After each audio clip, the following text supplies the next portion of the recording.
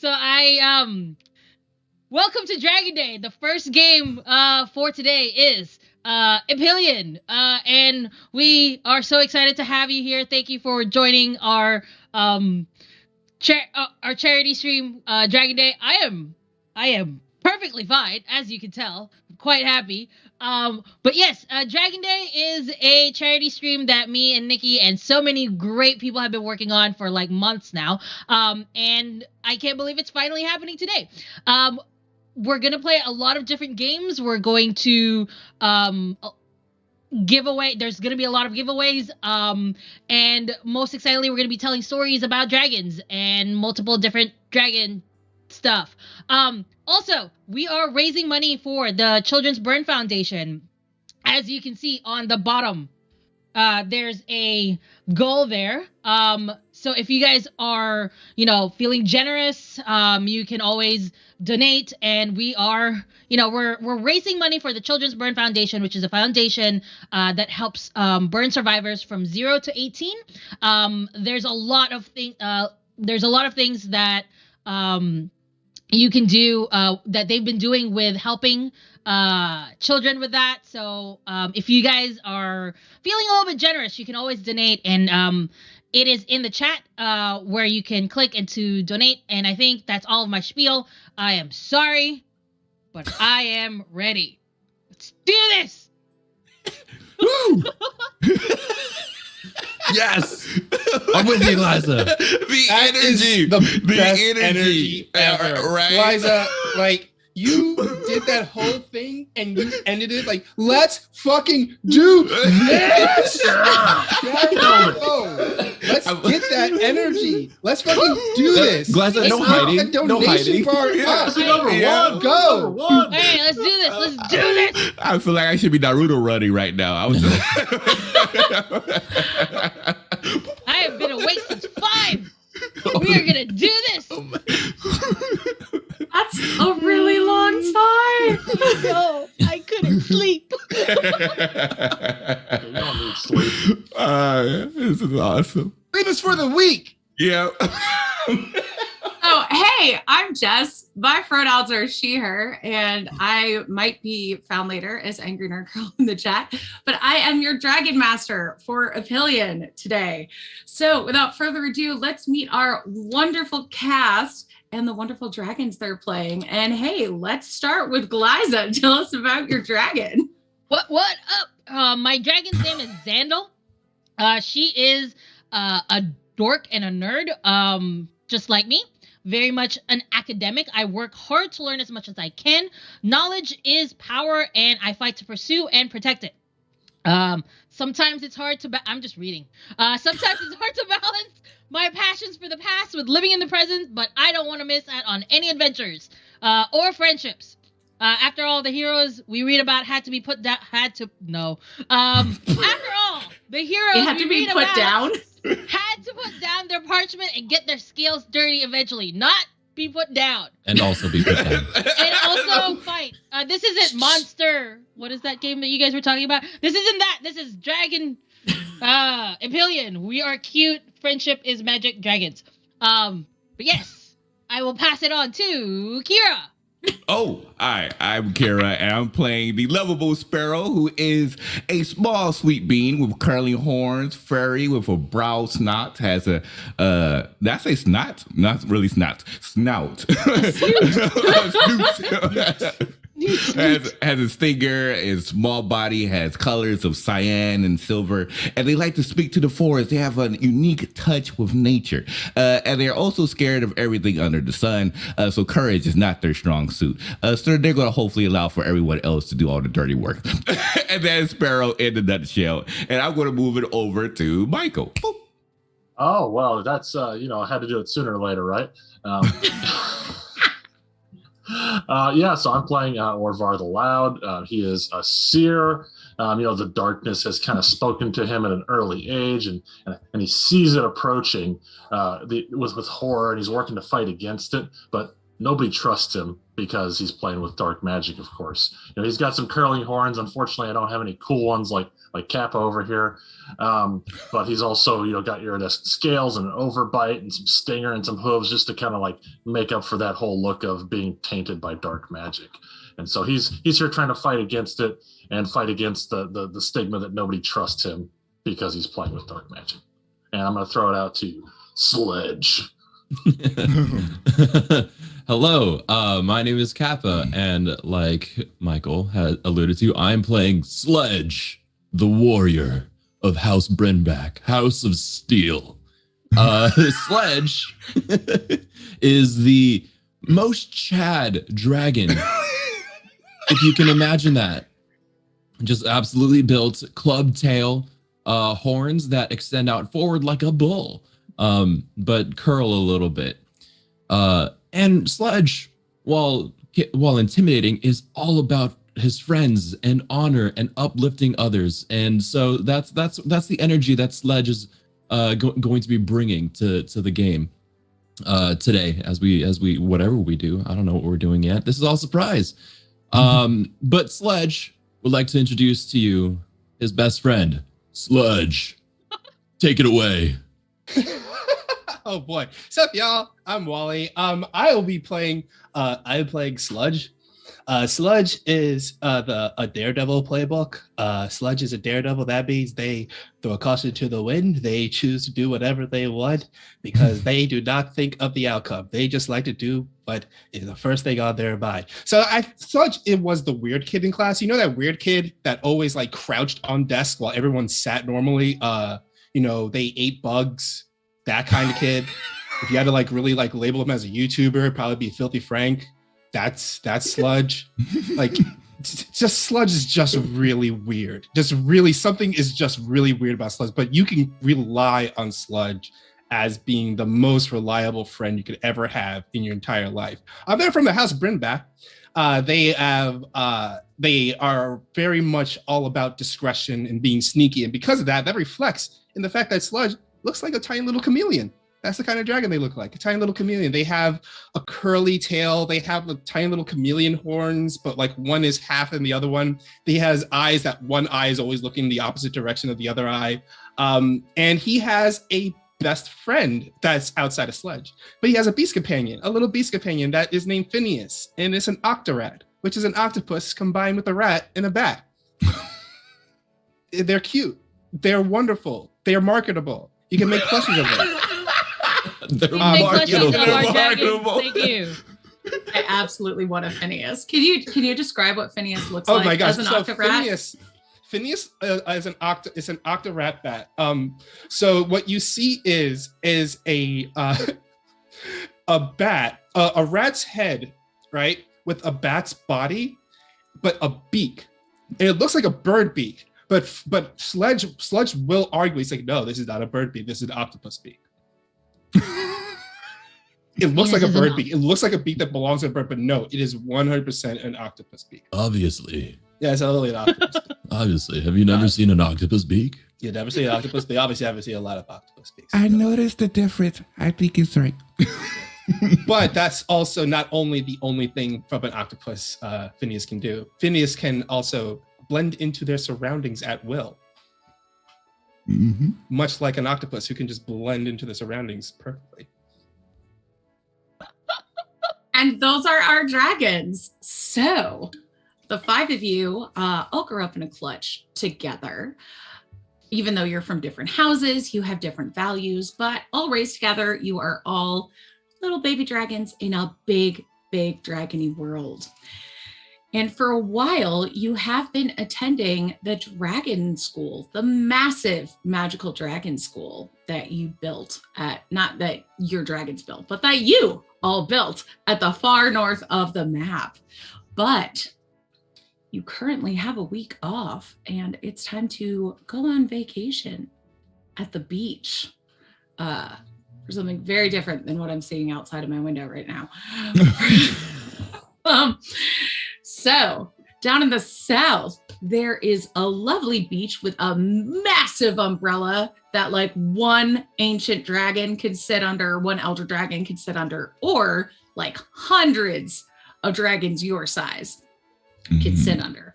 But there's sand, there's sun, there's sandcastles that like little sandcastles that y'all could make and play with. But there's also sandcastles that are like as big as a castle that you could actually go around and explore. And you have about a week to spend here and play around. What do y'all do when you get to the beach? Xandal is probably nearest to the little pole that holds the umbrella and is holding one of her books and is just reading and underlining, because even though this is a holiday, a day off, she still loves to, you know, make sure she's up to date with her studies. So that is what Xandal is doing at the moment. I would say Sparrow is probably doing sad angels in the sand, because they're not really used to being the beach. They're just like, oh, this is how it works. So they're trying to. You said sad angels. That's what I thought. That's what I heard too. I think the captions also angels. Such sad angels. Just sad angels. Just like, cool. Yep. So why not both? ¿Por qué no dos? So they're doing these sad angels that they're just like looking around. They're enjoying the scenery, but at the same time, I feel like they're kind of a bit nervous because they're not sure what's going to happen around here. And so they're also trying to look around for animals that perhaps they could be able to talk to eventually as well. Okay. Sludge is currently sitting inside of a plastic bag that he converted into a pup tent, and wrapped around him, he's wearing like an old newspaper wrapping that he found, and he wrapped that around as a cloak, and he's wearing like a wide brimmed hat on top of his head. Probably was like, you know, a soda bottle cap or something, and tiny little shades, and he's just sitting there hiding from the sun. And he's just sitting there, just watching everyone out there enjoying like the beach, just sitting there in like tiny little like anti-sun cave that he's enjoying. What about Sledge? Sledge has found a piece of driftwood that he's going to try to use and learn how to surf. Nice. Yeah. Yeah. Has he ever surfed before? No. He is not. I imagine this is the first time Sledge has been to the beach. Okay. And what about Orvar? Orvar is trying to relax a little bit, but you know he's always kind of paranoid that something's gonna go wrong.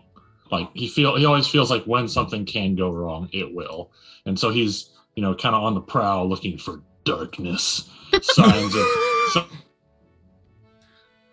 Oh, speaking of that darkness, Signs of Orvar. evil. Look at me. Speaking of that darkness, Orvar, we should do your haunting vision move. Oh, that's right. It's the start of session, so roll me some charm. Okay, let's roll some charm. See what.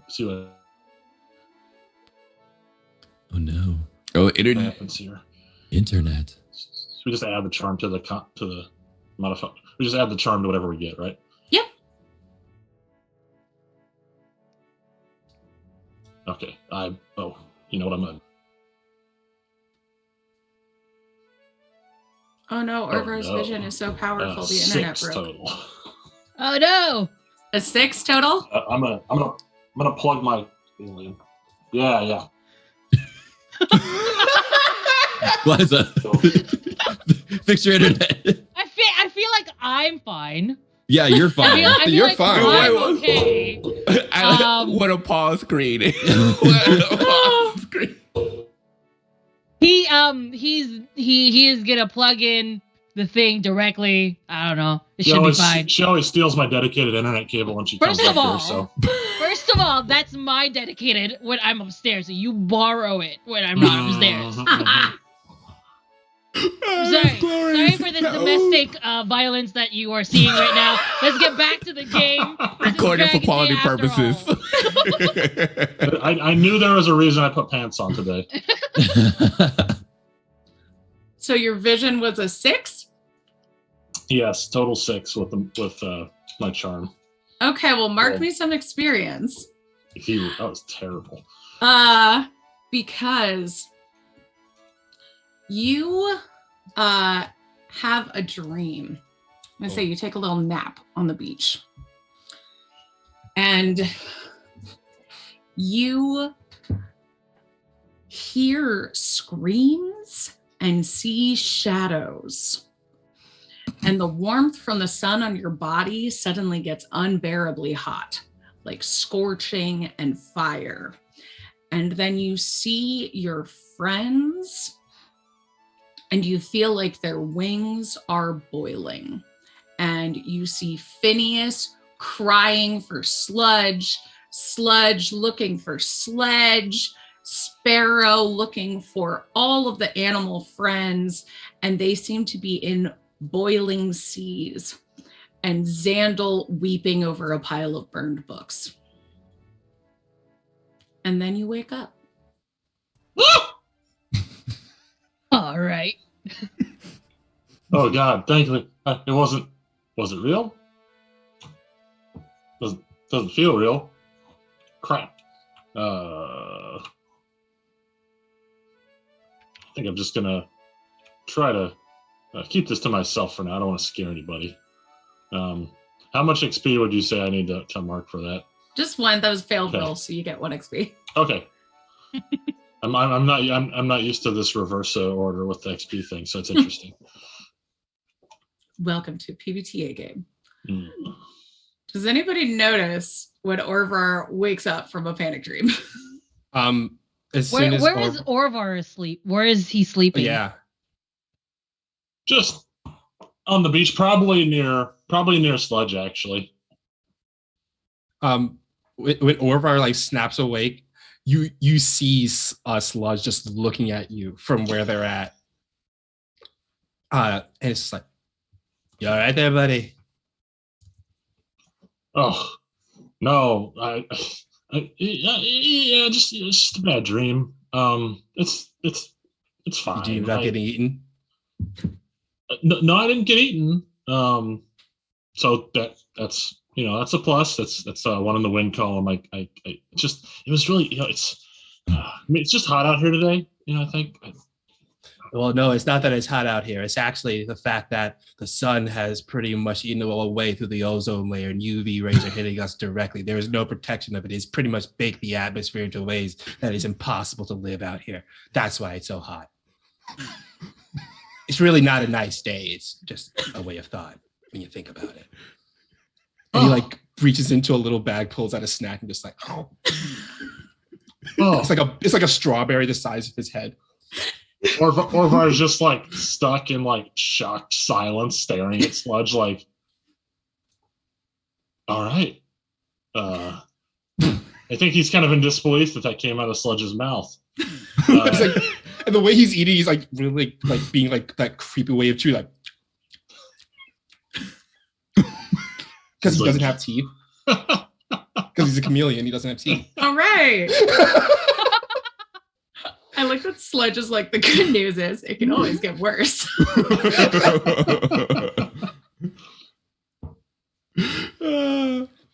As he's chewing a strawberry, he stops. He's like, I mean, I know you like talk about darkness and everything, but if there's something that's bothering you, I'm always here to talk to you about it. Thank you, Sludge. Thank you. It was just a bad dream. I hope nothing to worry about. And I think you see Sparrow slowly sneak by. I'm like, what was the dream about? Huh. Did we all die?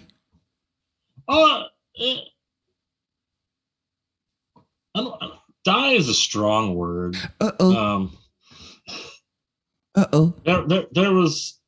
It was much hotter than it is right now, I guess is a good way to put it. That's strike one.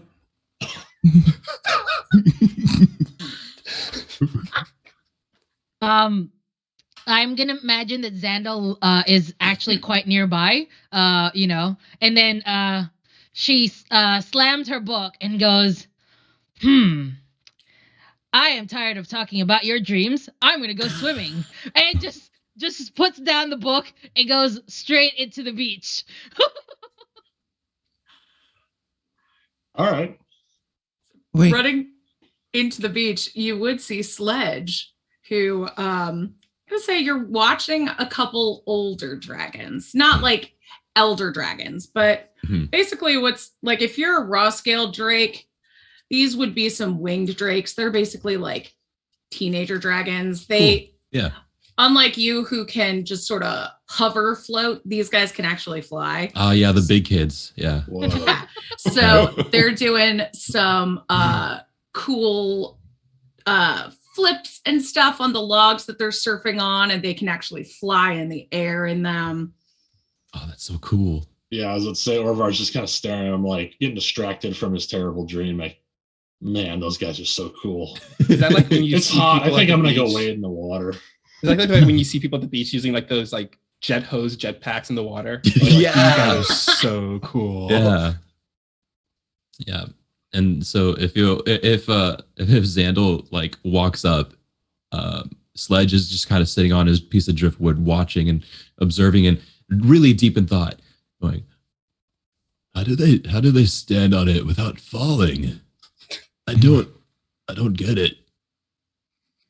And then Sledge will try and get on his board and fall directly into the water. I just don't get it. I don't understand. And then Xandal, as Sledge is falling off the thing, it's all about aerodynamics and like making sure you have the balance. It's all about physics. So just think about it that way and see if you can stand on it while it's on the water. Oh, Aerodynamics and Xandal, you are so smart. I that would have never occurred to me. Mhm. How do I do that? Oh, While they're having this conversation, I'm going to wander toward them because Orvar's Just interested in trying basically the surfing. make sure your hands and your wings are like out and like that. Like And then you get like this? like that, exactly. Splash. Aw. It takes a lot of practice. I can tell. I'm never going to be on the same level as the wing drakes over there if I don't practice, right? Exactly. Practice makes perfect. I will stand here and coach you because you know what they say about people who can't do, they just teach. I am a teacher.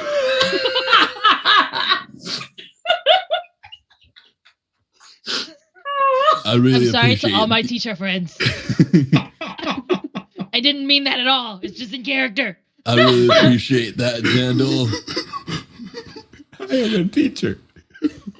Watching after a little bit, you notice that one of the older kids has flown over, and Dre sees you, and this dragon has kind of copper wings and curly horns and big shiny teeth, and they look at you and say, wow, so like anybody is trying to learn to surf now? Yeah, it just looks like so much fun. It's all about aerodynamics. Yes, all about aerodynamics. Hi, my name is Sledge. This is my friend Xandal, and the one coming up over there is Orvar. We're just hanging out. We're on break from school, probably like you. And I don't know. I just it just looked real. I found this really cool piece of driftwood. I'm trying to stand on it. I'll get it one day. It just takes practice. But you know, mad respect to you for being able to do it. Oh my God, the little babies are trying to be cool. That's so cute. I'm so cool. Share a sandwing. You can't really surf until you can fly, but I'm sure you'll learn about that when you're older. Oh, okay. Although if it was that easy, I'll just learn how to fly. Sorry, Hi. I didn't catch your name. Shiara Sandwing. Oh my God, you don't even know who I am. Where are you from? I am from House Brynback, so just over in the Brynback stronghold is where I spend most of my time if I'm not at school. This is our beach, but I guess you're welcome to like hang out until you go home to your school and whatever. I like your giant umbrella. It's big. Yeah, that's for the tourists, but glad you're having fun. So what's the technique to flying? Like, do you just flap really hard? Do I have to work out my wing muscles a lot more? It's about aerodynamics. Aerodynamics. Exactly. I read it in my book. By this point, a couple other older dragons have flown down and are just kind of like whispering and mumbling. And one of them goes, "Oh my gosh, Sierra, you should dare them to fly." She goes, yeah. Okay, so it's totally about aerodynamics. What you need to do is go up to a really high rock. There's one over by the boiling lake. Oh. And just jump off. And the wind there is really like air velocity. And you'll just fly. And then when you land on the water, you will just totally surf. And I swear, nothing will happen. It'll be so great. And then you can hang out with us. What? Would you say there's a thermal over there? Yeah. That is something very interesting. Well, I I can glide. But it would really help if I could see an example. Can you show me where that is and show me how to do it? I'm a very visual learner, right? Xandal, that's the word, visual learner. Visual, yeah. We learn by watching. Yeah, we learn by watching. I've got like this condition is like the Sharingan where I can copy whatever you do. Like Sludge yells from his thing. You're like, I made that up. That's not real, Sledge. I just said that as a joke. I just made that up, Sledge. It's not real. Okay, well, it helps. Why don't you roll me some courage to stand up to an older Yeah, dragon? I was gonna say, does this count as okay? Great. Courage. I was also wondering if I wanted to see, like, if I could try to find out whether or not the older dragon's trying to be misleading. Would that be like studying another dragon, or? Yeah, Okay. that absolutely is. And then I add my courage. It's just 2, right? So I add +2, right? Mm-hmm. Okay, cool. That is 5 + 4 + 2, 11. Oh my gosh, you super succeed. I also got an 11 in studying the intent of this mean dragon. Mean dragon? She's teaching us how to fly. Maybe Thermals and aerodynamics. you know what? Maybe I'll Xandal find is out here that they're for it. being. Maybe I'll find out they're being earnest, but like, or Orvar's just kind of like mistrustful. So let's go with Orvar first. You get to ask 2 of those questions. So what is your character hoarding? Who are you holding a grudge against? What can I learn from you? What does your character wish I do for you? Or how could I get you to blank? So I could throw those into chat too if you want to. Yeah, no, I'm looking at them. Okay, cool. Yeah. So I guess Orvar wants to kind of know what the other dragon, I guess, wishes I'd do for, or what Sledge would do for them, since they're having that conversation. And he kind of feels like, he's been tricked before by older kids, so he's like, I don't know if I trust him. Like, our wings are tiny. I don't know if he's being honest here. They really want Sledge to make an ass out of himself, and because they think it would be funny. And what could I learn from him? Ooh, okay. You could, oh my gosh, you could learn so much from Shiara Sandwing. You could learn how not to welcome guests to your town. You could also learn where the dangerous places are around here. I think I like that one. I want to learn where the danger's at. You could also learn how to surf, but probably not directly or like from observation. I think even though he's got kind of a sparked interest in possibly learning the surfing, I think he's, due to his current fever dream, a little more interested in what danger might be around. Okay. And now with Sledge, you got an 11. I did. pick from the list. Do you want to delight them so they give you a useful item or fancy gift? You impress them, they offer you a favor or accommodation, or you intrigue them, they tell you something useful and interesting. I think so. I, Kappa, hello, understand what is happening here. But Sledge doesn't. But his sort of like attitude towards this whole situation, the fact that he's being friendly is like and willing to do it, and is impressing some of Sandwing's posse, and they'll actually decide to accommodate his request to show them what it's like to do the flying, and go with Sledge up to the high place above the boiling lake, and show him what it's like, so that Sledge just has a bit of an idea of what it's like to fly. Okay. Or Yeah. wants to be like, hey Sledge, I want to ask you something. You got a second before you go off with your cool friends?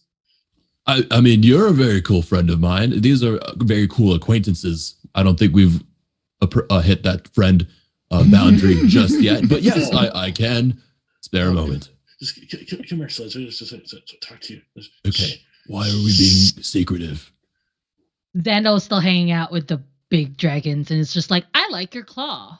I got a bad feeling about the older dragons. I think they're trying to trick you, man. I think they're trying. I really think they're trying to trick you. They want you to look silly, falling off the rock and stuff. So just be careful, as Ovar is like doing that whole thing of like trying to convince Sledge on one side, Sledge slides up on the other side, like the conscience of the other shoulders, like, look, let me tell you something, Sledge, okay? A lot of people in your life are going to try to convince you to do things you don't want to do, and there's going to be many people around you that are just going to say, hey, I think you should do this, but deep down in your guts, it feels like you should do it anyway. So I think you should listen to them, is what you should be doing. And I don't know what they asked you to do, but I'm here for it. Let's go do it. And you see Sparrow trying to go through the ocean as the wave is just pushing him closer towards their group because they can barely swim. It's like, what Sledge said? And then Xando is shouting, aerodynamic, Sparrow! I'm trying. Aerodynamic! I'm trying. It's just rolling across the ocean.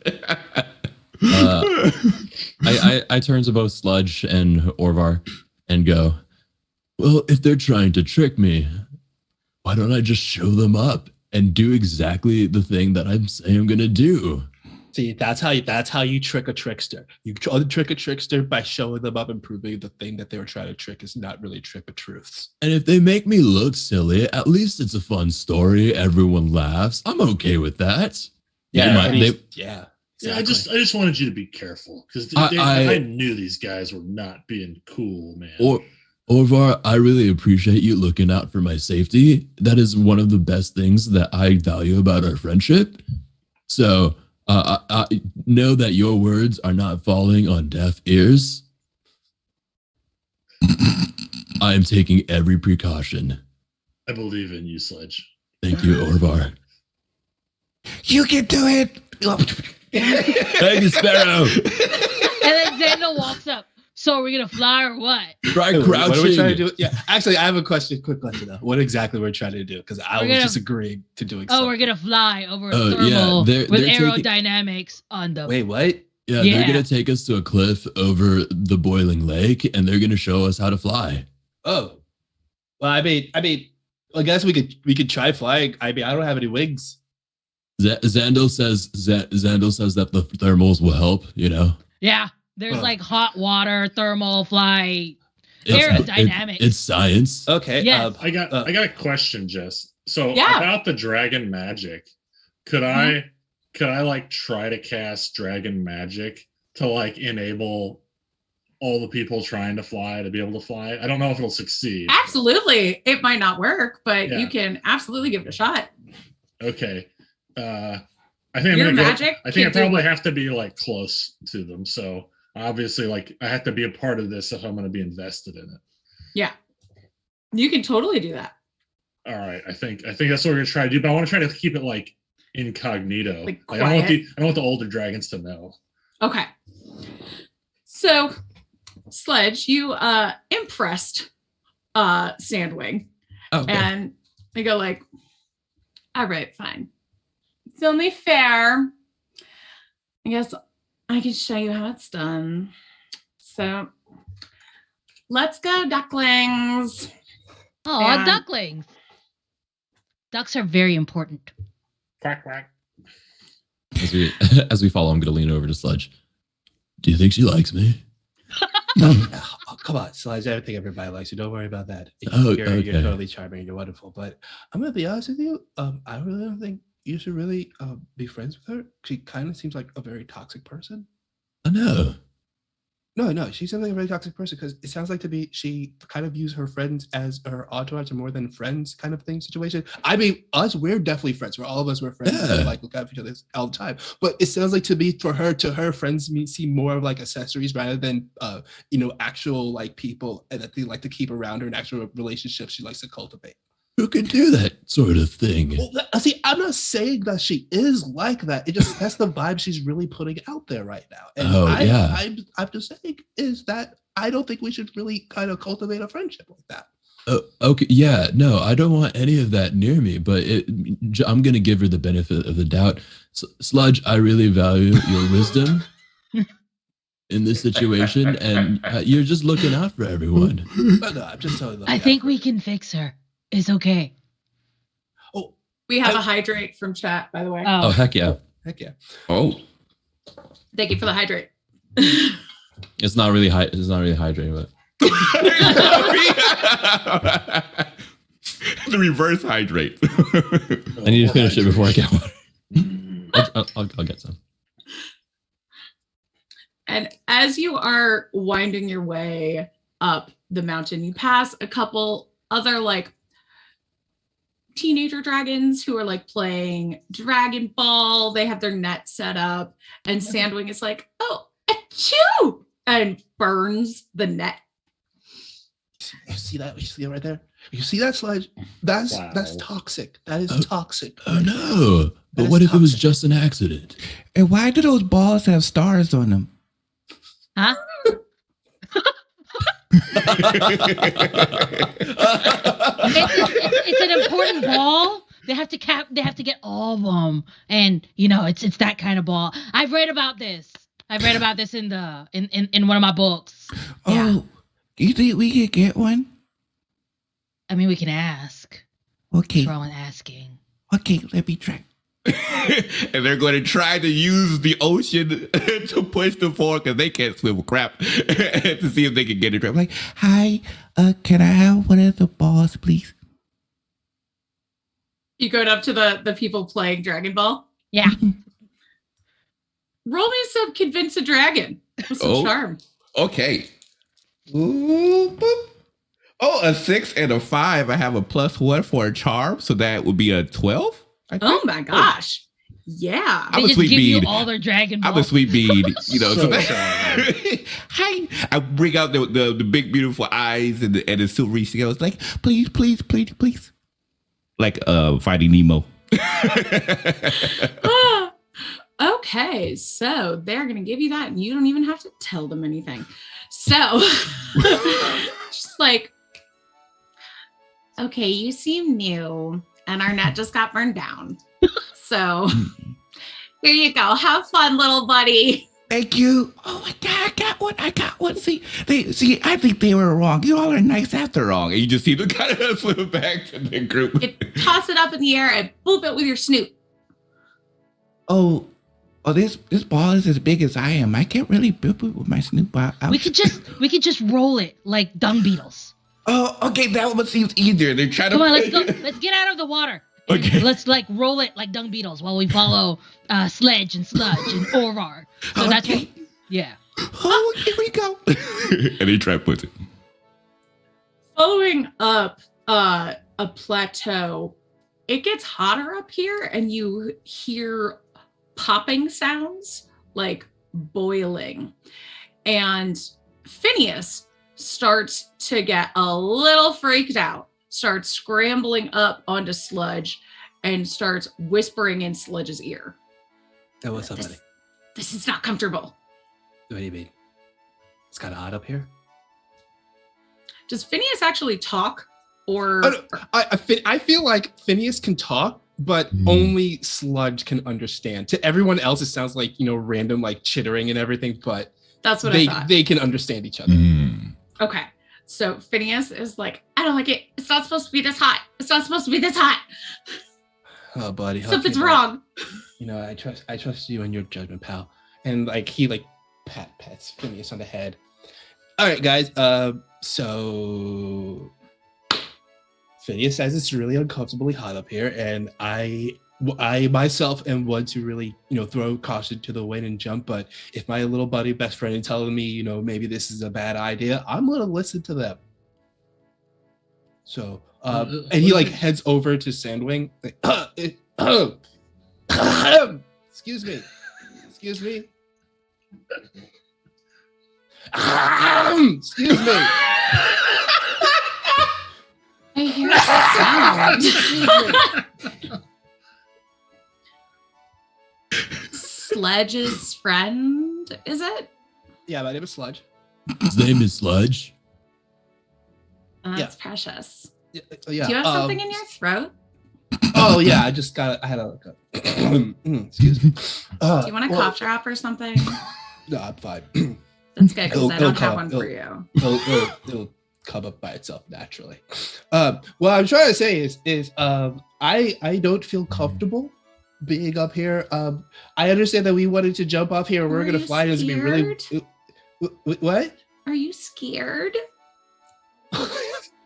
Is the little baby dragon scared? I'm scared. I am not scared. I am not scared. There are several things I am. There are several things I am, and scared is not one of them.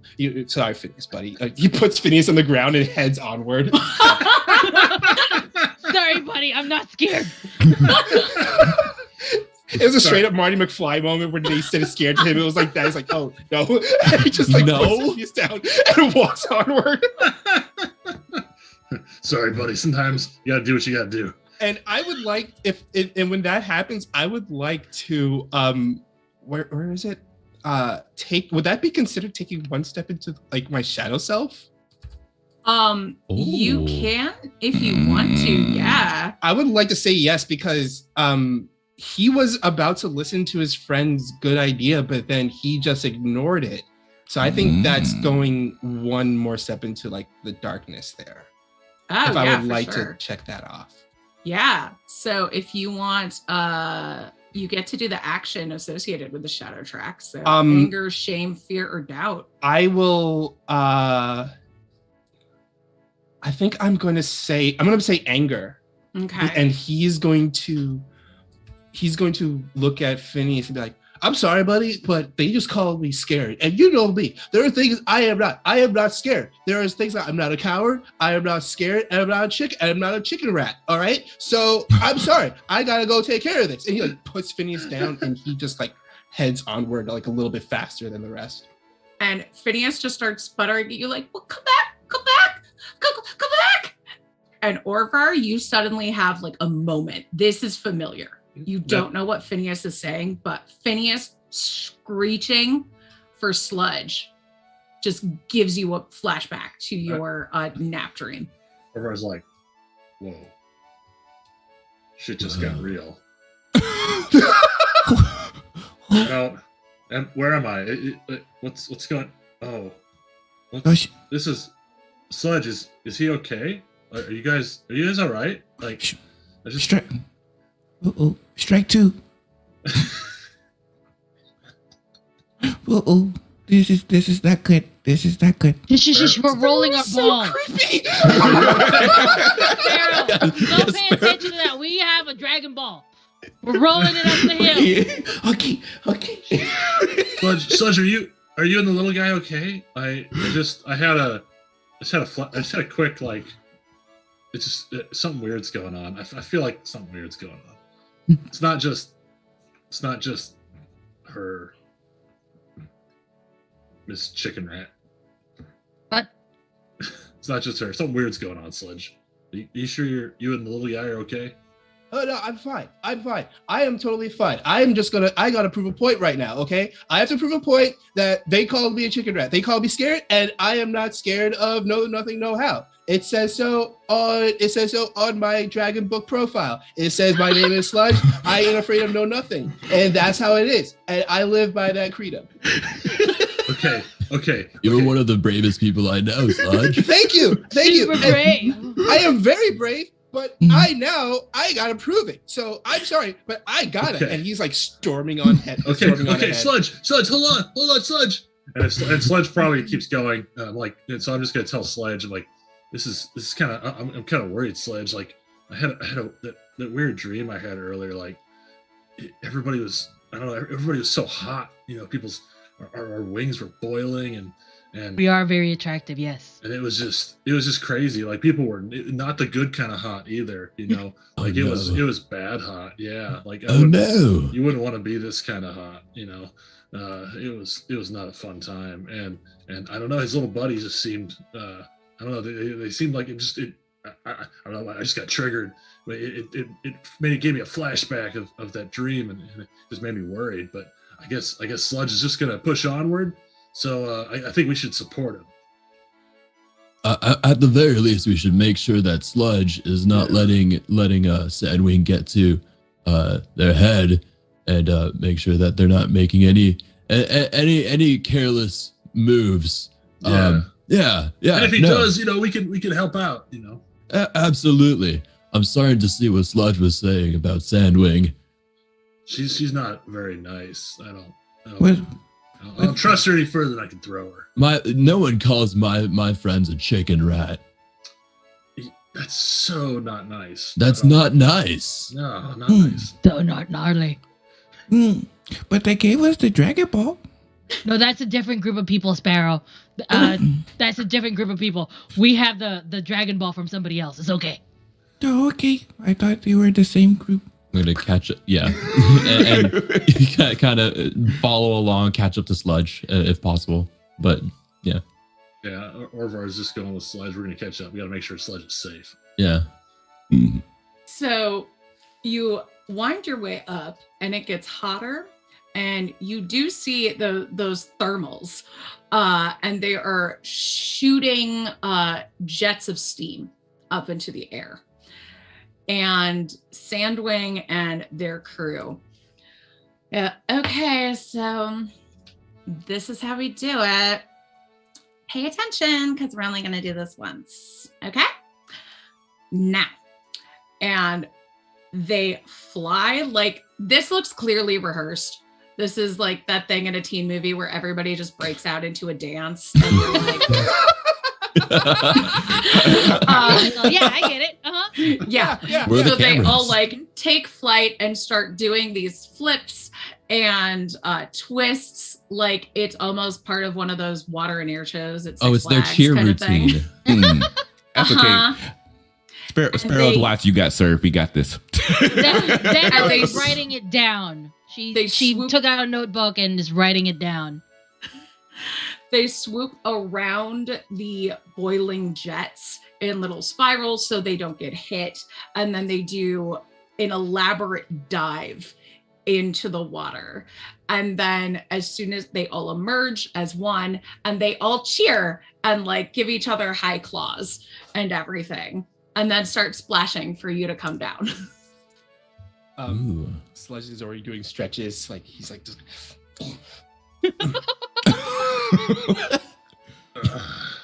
Okay, Orvar is gonna try to cast his dragon magic, but he also doesn't want his friends to know, because he wants everybody to think that like we're doing it.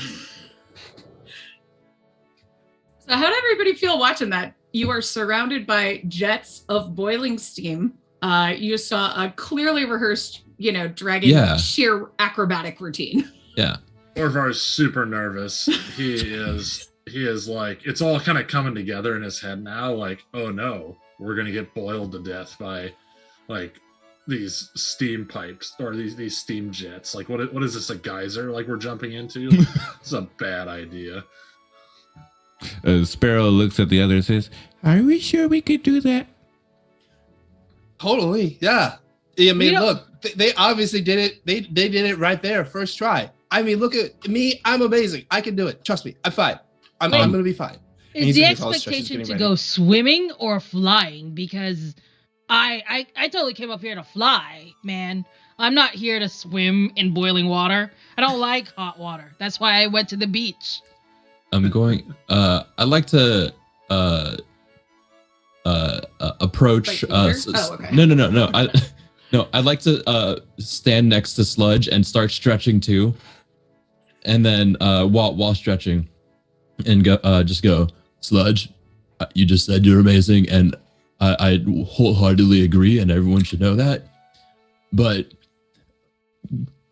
what you said earlier, I'm starting to see it, that Sandwing is not acting in our best interests.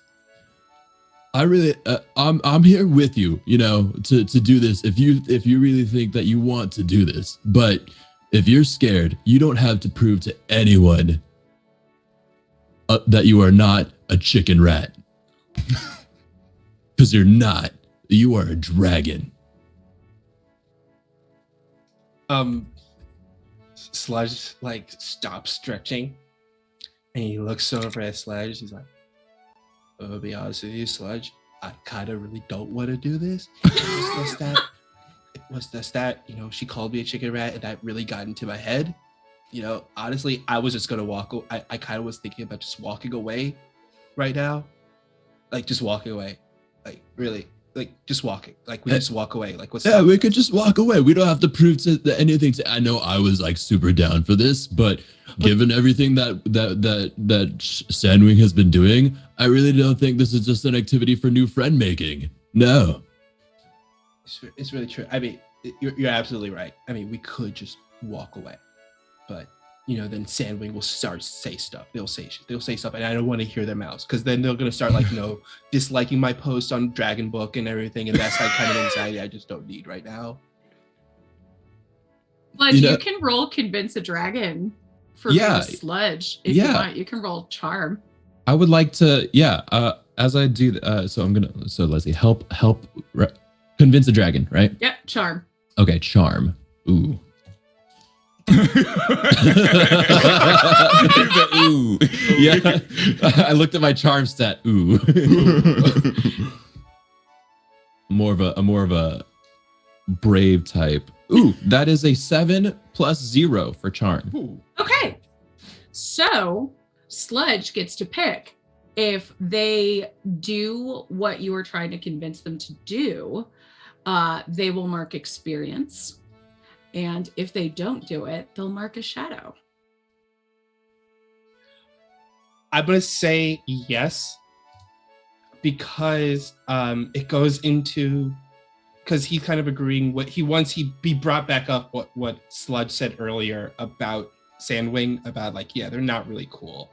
And that kind of he enjoys that vindication, but also he's kind of Sludge is also just kind of leaning into his mindset, we can just walk away, just be quiet about it and not make a big deal. Yeah. So and how I get so many likes on my Dragon Book profile is just being myself.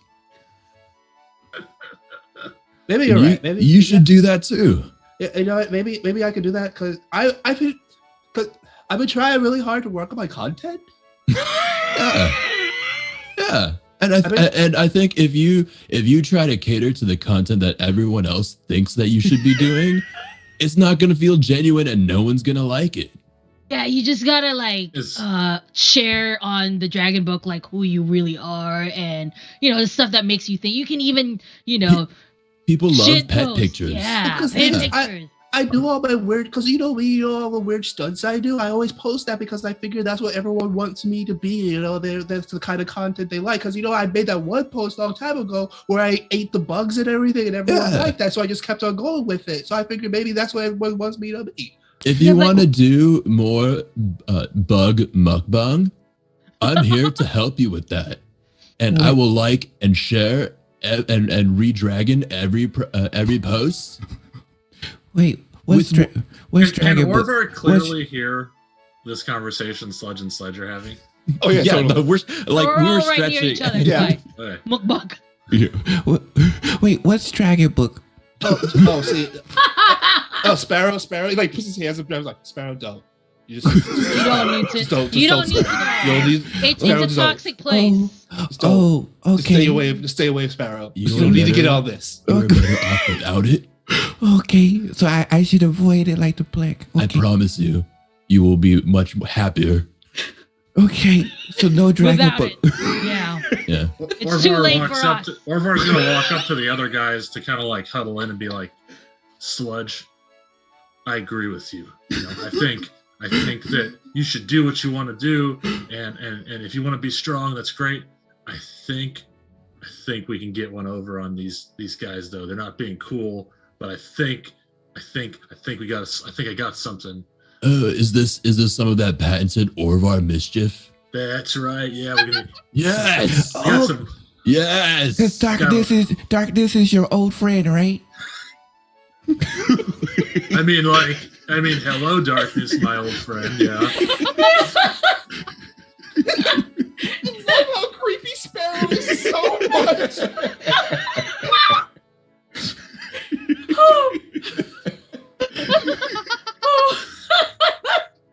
I figured, do we just massage the darkness a little bit and get it to help us out, and so that we can show this jerk, that Thank you for the she's- hydrate.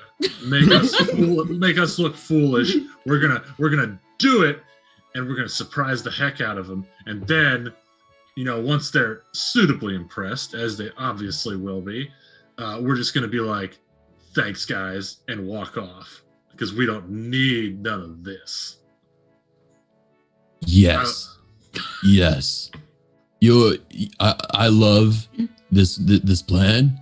What is my role in it? I want to execute it perfectly. Same. I want to. So Jess, I had a quick question. With the magic, you can only choose like one effect to happen, right? So like I could choose, like if it's successful, to like Yes. help us like to be able to fly, and then if we wanted to do something like say not get harmed by hot steam, that would be somebody else would have to try to cast magic separately. So your magic can look like pretty much whatever you want. If you want, you could use your magic to cause a breeze or a barrier to like turn off the jets. You could give everybody illusory massive wings. They might not know how to use them necessarily, but they would then be capable of flying, kind of thing. So yeah, you could even put like an invisible staircase going down so that everybody could just act like they were flying while really kind of like dancing their way through the windy bits. Oh, I like that one. I Personally. I think, well, so I think that I like I like the idea of them being able to fly, but I don't want it to be like like I don't want it to be visible. Like I want it to look like they're using the little tiny wings we have. Like we're just flying, because if we get big illusionary wings, then it's gonna be obvious that we're. May I make a suggestion? Yeah. Like a jet stream that does loops and stuff, but like it spirals downward, so it looks like we're flying. Yeah. That sounds cool. I think like a slide. Yeah. And then it'll end on the other side. I'm thinking like the jet stream from Finding Nemo that the turtles go into when they go super fast and they guide you. Yeah. So. You know what? I like that. That sounds like a cool idea. See, this is what teamwork, right? All right. So should I roll the magic roll now? And I'm looking at the two different moon magic or shadow magic. So with moon magic, you can add friendship gems to enhance the roll, I guess. And with shadow you just magic, have to give them back to the person who gave them to the dragon. With shadow magic, you don't. So do you have to use friendship gems with moon magic? No. It just enhances your magic. So instead of using like your charm or your courage, you roll plus the friendship gems return. So this is like kind of where the friendship gems come into play. Okay, and so shadow magic just adds like charm then instead, or Shadow magic is you mark a shadow and then okay. roll plus shadows marked. Oh, So for okay, Sledge, they've already marked one. Mhm. And then if they were to do shadow magic, they would mark a second one, and then they would be rolling plus 2. I see. So like the track, basically, like just check a couple off there. Okay, let's go with I'm moon gonna magic give for one now. friendship gem to Orvar because that was a really smart idea and I was impressed. And I am an academic and I said that was really cool. So you get one friendship gem from me, Orvar. Oh, I'm thanks. gonna give Orvar a friendship gem also because this is some hijinks and Sludge is all about the hijinks. So they're gonna give them a friendship gem also, especially because they're going with their whole discretion ideology Kiddos. too. Yeah, we can't let them know that we know that they know that we know. Okay, so I'm gonna give, actually, since I've got some stocked up here from character creation, and then I guess that's an extra 2. I'll throw back I'll throw back 2 friendship gems to Sludge since I have 2 from him now, and then I'll throw I'll throw 2 back to Xandal as well because I really want this to be successful. Okay, so you're gonna roll with a plus 4. Yeah. Wow, nice. Wow. Gotta win. In it to win it. And got an 11. Nice. So the magic is both exceptionally powerful and remains within your control. Heck yeah. So what does this look like? What do you all do? So I think I want to make, I like the idea of doing the like jet stream thing, so it's kind of invisible, but we can all just kind of like ride the wave with our, kind of floaty baby wings. We're still flapping them. Exactly. We're gonna ride the thermal. And it'll it'll be like kind of a loop-de-loop and kind of, heading straight down to the beach. And ideally, we're just gonna like nail it and stick the landing, and then after everybody's down, it'll kind of go away, so we won't have anybody trying to like follow behind us and Also You're loop-de-loop. yeah, exactly. They'll be like, aha, we found it. Like, no. None of that. None of it. Jig can never be up. How's everybody like the ride? I feel like Sparrow had the exact same issue in the ocean as they did with the jet stream. So they're still like rotating around 360 in the spin, but it kind of looks like they're barrel rolling on purpose inside this jet stream. And so when they fall, they just accidentally fall there. It's like, I did it. Xandal is doing this like what she thinks aerodynamic means. So she's like pointing wherever the thing is, and it's like just like very mechanical moving here and there, like a robot. Not at all. I don't even know. It's like she's slicing through the air while she's moving on this loop-de-loop and lands and goes, ha! Aerodynamics. I really want to take Xandal dancing. Yeah, I know, right? Before Sludge jumps, he stops. Hey, Phineas, I'm sorry, buddy. I'm sorry I yelled at you earlier, Phineas. Said we really got into my head and everything. And I'm sorry. You're gonna leave me. I don't know, but I'm never gonna leave you. I would never leave you, pal. Oh no, you're my best friend. He picks him up and gives him a hug. You're never gonna leave you. Don't worry, because pets him on the head. Phineas like nuzzles into your neck. Yeah, me and you, Phineas and Sludge, all the way. All right. So I'm just sorry. I'm sorry that I yelled at you earlier, buddy. Okay. You forgive me? Phineas gives you like a little bite with the beak. And then just goes, now I do. All right. Now let's go jump off this thing to our doom. And he throws Phineas out. Because Phineas can fly. So say Phineas, who can actually fly, is like fine. He just eats Phineas off the ledge and jumps off.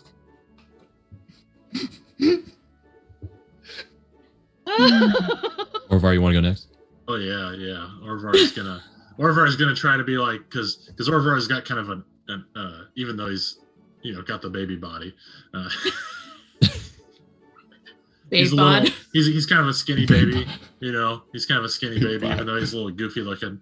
And he tries to jump, and he jumps off and rides the thing down, kind of doing loops and spinning and just kind of having fun with it until he joins the rest of them down at the bottom and goes, "Ah, that was so much fun."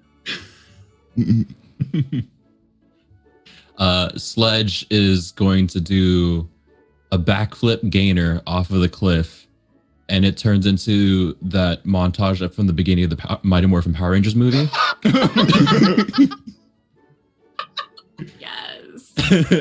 Where he does spins and flips along this jet stream, and then lands in front of everyone and in front of Sandwing and her posse, and goes, "We did it! Yeah, Sandwing, can you couldn't do that? That was amazing!" And then I'm gonna go back and give my friends high fives and High claws. yeah, high claws. Throw them up and have like a really good like picturesque moment, Like that, like all freeze screen, like a screen freeze. So Stan Bush plays in the background.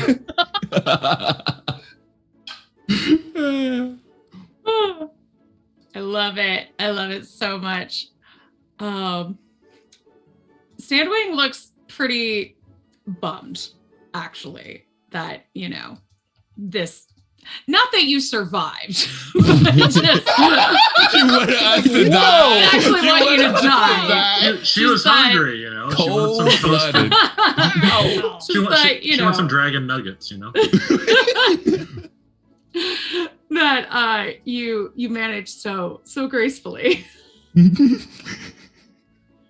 But some of the crew is like, "Wow, kids have style. Nice job, kids." Yeah, we're cool big kids now. You gotta respect us. So, where do you fellow teenagers hang out now?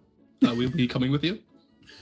Oh yeah, we get to where do go you with wanna you, all go? right? Yeah, we get to go play with you, all right? Yeah, we can start a dragon football game, and it could be What? it could be like a team thing. Yeah. We could hang out in front of the local convenience store and be hooligans. I am looking forward to that. I've heard a of lot this stories about loitering it. thing.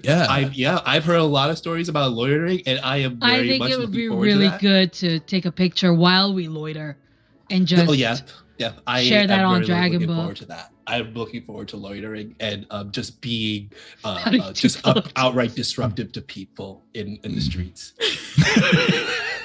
But also giving them a lot of really good life tips. You know? Yeah, as they pass by. I'm looking forward to that. Somebody say shenanigans.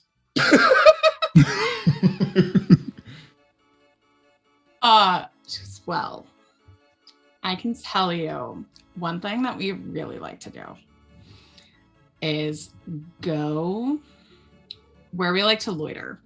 It's in our super exclusive secret hideout. And only the coolest dragons get to go there. Wait, so we can't go? No, we No, we can are the go. coolest. That's Sparrow. Sparrow, that's us We did that now. That's player us now. thing. Oh, okay. We are cool. We have Okay. dethroned their coolness factor and taken it for ourselves. Okay. So I'm going to give you directions. And they kind of lean in and whisper and go, not all of these guys are allowed to know where it is. But I will totally meet you there with some folks who are cooler than these. It's where I bring my significant other. It's kind of like the coolest spot. Anyway, if you go past the pier, there's an abandoned boat, and you take that boat over to a mossy overhang. And I mean, I can just fly there. I'm just telling you about the boat. I know you can fly or surf or whatever. That was really cool. But just, in case you want it, there's a lagoon, and it's lit by fire salamanders and lightning kittens. And it's really cool. So if you want to go there, that's where all the cool dragons hang out. Okay. I mean, why would I lie? Well, there's a lot of reasons you would lie, to be honest. I could actually list up a lot of reasons, but what you said there sounds really convincing. Yeah. I want to see the lightning kittens. We'll meet you over there, Sandwing. But first, I gotta talk to my peeps over here. Sort of out of earshot from you. You do you. You're like really mature for your age, which Thank is why you. I'm inviting you. Oh, yeah. I get told that all the time. She called us mature. Oh my God. Oh no, we're finally being cool. Yes, I can't believe it. Wait, does that mean I have to can't stop digging my nose? Yes, but Yeah. also Okay. I can't wait to tell my mom later. All right. We're the cool kids. Right. I'm gonna huddle up. All right. So, we are very cool. That still stands. But given everything that Sandwing has done, and how they've gaslit and messed with our Gaslight little- is such a big word. I know. Where did I you know. learn that? I Right? thought I was the only one that knew that. I think she's absolutely not they're absolutely not working in our best interest, but if there are groups of her posse that are suffering under the tyrannical rule of Sandwich, That's we should another try to big liberate word. them. We should go there with this intent and not for the intent of joining the Cool Kids Club, because we are the Cool Kids Club. You're right. We are the cool kids club. Are we starting Yeah? a coup? Because it sounds like we're starting a coup. You just said that you want to start a coup, is what you just said. What's We a coup? can do it. Oh, well, a coup Oh. is the sound pigeons make. No, Oh. that is not what a coup is. We are gonna take over is what we're going to do. And finally, I can there's a lot of guides that I know that we can do to take over this group of people. We're gonna Sounds- coup it up. Sounds like we're making a secret. Ooh. Yeah. A revolution. We go there Viva and la ask revolution. Yes. anyone who has felt bad under the rule of Sandwing to join our new friend group. And they will be the biggest group of cool kids around. And then hopefully Sandwing will learn that that their ways are very mean and not good, and decide to be good instead. We're gonna kill them not with killing but with kindness or coolness. Yes, that is a word. That is a sentence. And I think it's a good time for a break. But before we break, we have some giveaways that Grace is going to tell us Right. about. Right. Let's do this. Thank you for watching and thank you so much for donating. We are at, the last time I checked, 193. Yo. So thank you all. That's Wow. so amazing. We have two amazing giveaways to give out at this break. We are giving away a copy of Necrobiotic from Black Void Games and one bag of Dragon's Blend tea from Friday afternoon teas. So make sure you make sure you type dragon in the chat to qualify. Only post the word once or you won't qualify for the giveaway. So just dragon once and keep an eye on your Twitch whispers because that's how we'll contact you if you won. So again, just one word dragon in the chat. And then there's a chance for you guys to win a copy of Necrobiotic from Black Void Games and one bag of Dragon's Blend tea from Friday afternoon teas. So that's it for the giveaways. We will be back. Sledge.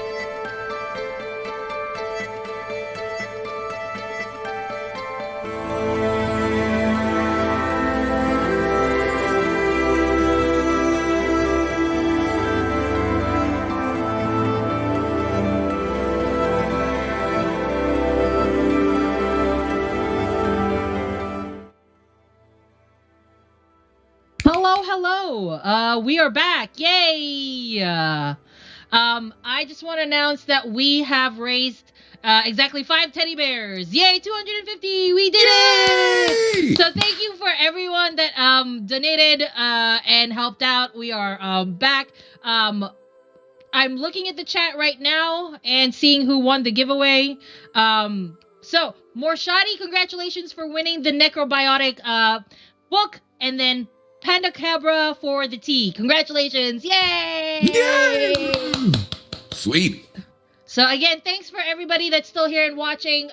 This is going to be happening all day. We're not going to stop until 12 midnight Pacific Standard Time to, welcome the most important day of the year, my birthday.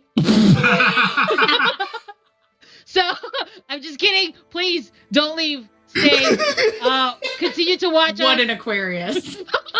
What an Aquarius. For real. Oh my gosh. I was just joking. Well played. I'll pass it back on to Jess. Thank you so much. Let's do this. Hey, folks. We're playing Epyllion, and these baby dragons are at the beach and about to go to the Lagoon of Mystery. So, are you heading out in the boat that Sandwing pointed out to you? Or are you going to find some other way? Or are you just going to avoid the lagoon altogether? Do we trust a boat? I think we could check it before we try to use it, right? Also, aren't we planning on talking to the other? She said they weren't cool people. Does anybody want to talk to them and see if this is actually a good place? I'll go talk to them. us? And Yeah, I was gonna say Sledge would go as well. Oh, with the Dragon Ball. Yeah, I'll go. And they'll grab the Dragon Ball, because that's the group that gave us the Dragon Ball, right? Oh, they're a different group. I think They're it's a different group. These are Different her group. friends. Her friends, gotcha. Okay. Yeah, they said that her friends weren't cool enough to go to the lagoon. Okay. Sludge is gonna walk right over to those other dragons and be like, excuse me. Greetings. My name is Sludge. This is my friend Sludge. We are here to break some news to all of you. If you have a moment of our time. You're going up to Sandwing's friends, or the ones you got the Dragon Ball from? Sorry. I'm going up to Sandwing's friends. Okay. Now, we were told that we are now cool, just like you. So, Very cool. Thank you for welcoming us into your fold. What the real reason why we're over here, though, is we have heard word that Sandwing does not think you are cool at all. They kind of start whispering behind their wings to each other. Just go, okay, continue. Okay. See, now we have your attention. Well, Sandy said... Very smart, Yeah, Sludge. all right. This is all part of my plan. So Sandy really said... Kind of shady. Sandy said, oh, I'm so full of shade. I am ready to spill the tea, girl.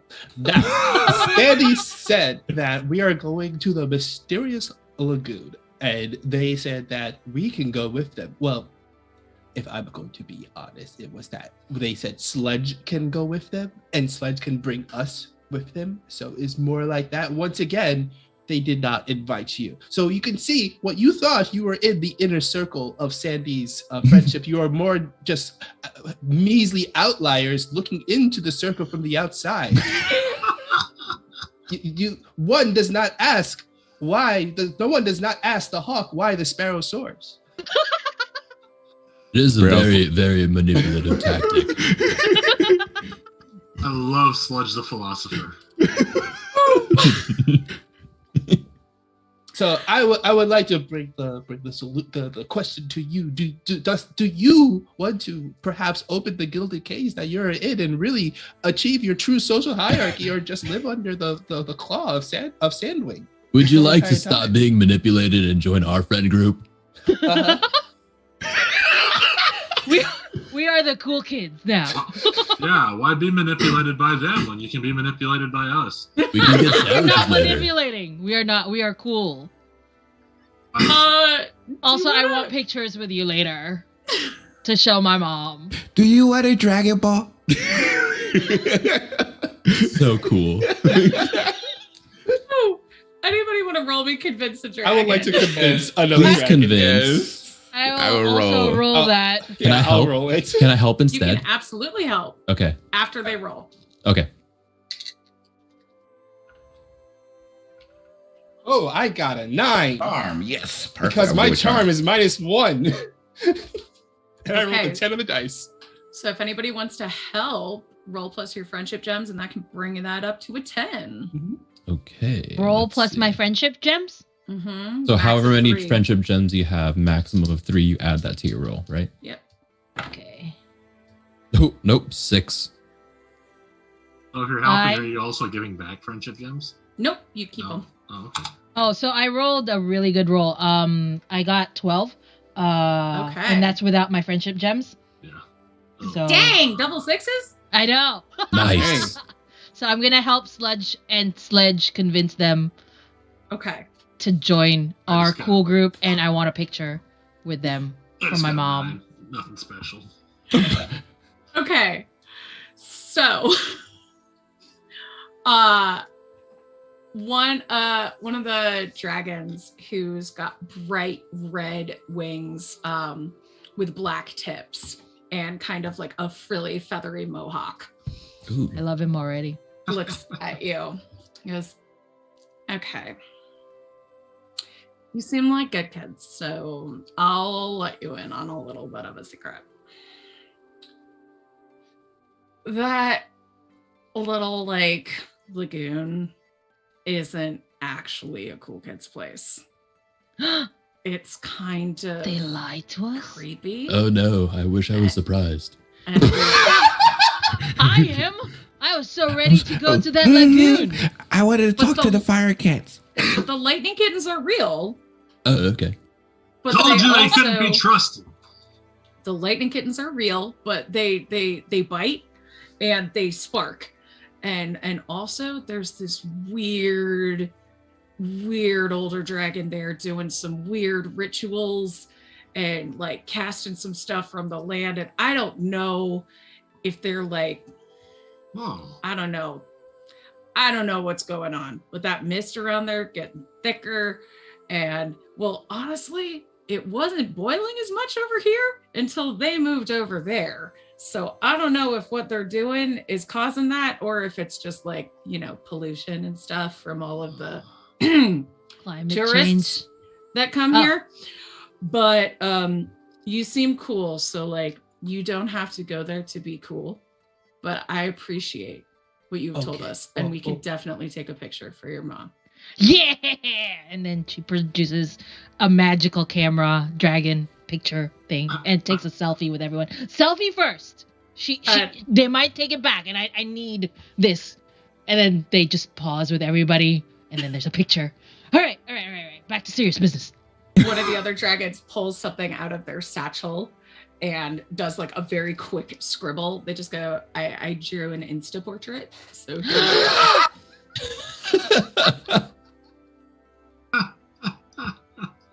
This'll go so well on my dragon book. Mom's gonna be so Let me impressed. let me tag myself in it. And he takes he pulls out a little red sticker and, boop, and puts it where he's at. Let me tag Phineas too. He tags Phineas also. Wait, but I can't. Everybody. I don't have one. You all say I should avoid it because Sparrow, it's it's just. okay. Sparrow. You don't want any It's of the okay. sparrows. Okay. People I'll want just this. print you a picture. It's fine. It's fine. Oh. Anybody is on Dragon Book, but really the cool kids are on Dragon Gram. Dragon Grim. Dragon Grim. Wait, that's the new voice, Dragon Graham. For the That's new one? grimmest, toughest dragons. Dragon Grim. Oh, why I can't be on there?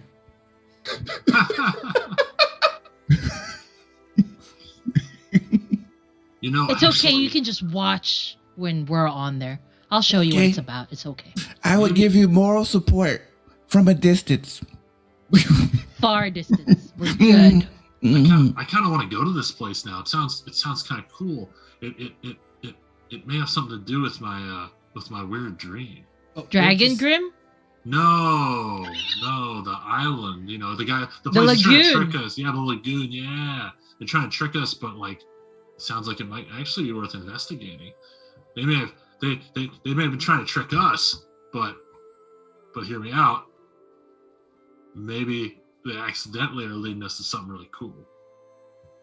So it's Thank like a 180, like you were talking about before. Like we flip it back on them and make them look stupid. Yeah.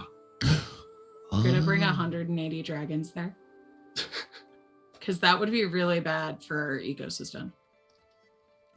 What? No, 180 dragons. I don't know 180 dragons. I only know, and then Xandal counts. Sludge, Orvar, 1, 2, 3. Sparrow. Can I count myself? 4. 4 of them. No, I have enough Count fingers myself. to count all of them. How do you have more claws than I do? I use my feathers. It's fine. Oh, okay. Right, well, I mean, look, I think that it's obvious that they are not our friends. Those No. other dragons, Sandwing is definitely not our friends, and this is obviously a trap that they're going to take us to if we go there. Sandwing's not really anybody's friend, but they have really good snacks.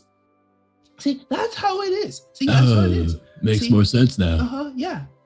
That's how it starts. If you go into a place saying you have a good snacks, everyone's going to be your friend. You like snacks. Yeah. But I mean, look, we don't have to go there. My thing is, I don't think we should go there. I think we have already established the fact that we are now the dominating alpha tribe of the beach.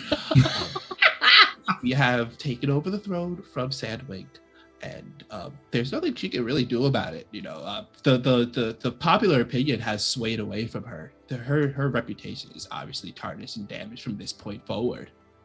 But if Orvar really thinks this is a cool place that is worth our time, who knows? We should go there. We should go there. We're going because we want to, but not because Sandwing manipulated us into going. Right, exactly. There's a difference. There's a difference. There's a total Absolutely. difference. It's not like Sandwing got into our heads about this and just like pretty much pegged us towards this direction or anything. That's not how manipulation works. And I really want to see the lightning kittens. I really Like, wanna even see if they bite, that's kind of what kittens do. Yeah. Yeah. We Maybe need- we can have a pet lightning kitten. Like we can find Xandal, I appreciate the direction you're going in right now, but there's only one team pet, and he pulled up Phineas. So I think you I'm should sorry. really reconsider your words. So I'm sorry, Phineas. I didn't mean to. I just thought that it'd be cute so that I could have a pet too. But you know what? We have a team pet, and you're the greatest team pet that we could ever have, Phineas. I always thought Phineas was more of a mascot than a pet. That's right.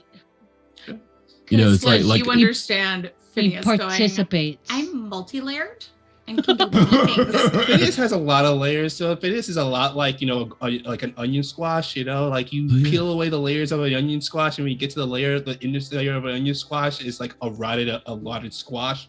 So layers, They're really rich in like vitamin dragon. They're like lasagnas. Vitamin dragon? I don't know. Do you mean vitamin human? That's for the Vitamin H. yeah. Vitamin H. My favorite vitamin. Vitamin dragon. oh god. Okay. That's what the growing dragon needs. Well, I'll go take a look at the boat then to make sure there's no holes in it and we don't drown like 30 feet into swimming. I will Maybe. go with you, Sparrow. I feel like you need an academic eye to look at these things. Yes. So. Yes, if you would like to join me on this escapade, I would definitely appreciate it because the water really likes to take me all over the place. Gotcha. Yeah, thank you. Just remember aerodynamics. Aerodynamics? Aerodynamic or boat. Sparrow-dynamics. I think if Sparrow fixes it, it'll be a Sparrow-dynamic boat. And then they'll take a look at the boat to make sure it hasn't been sabotaged. Yeah, Xandal, Xandal your will go glass there. is showing. Your glass is showing.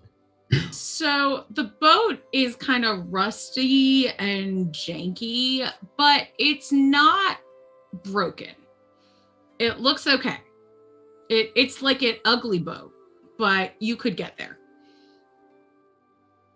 Okay. It looks like it works, right?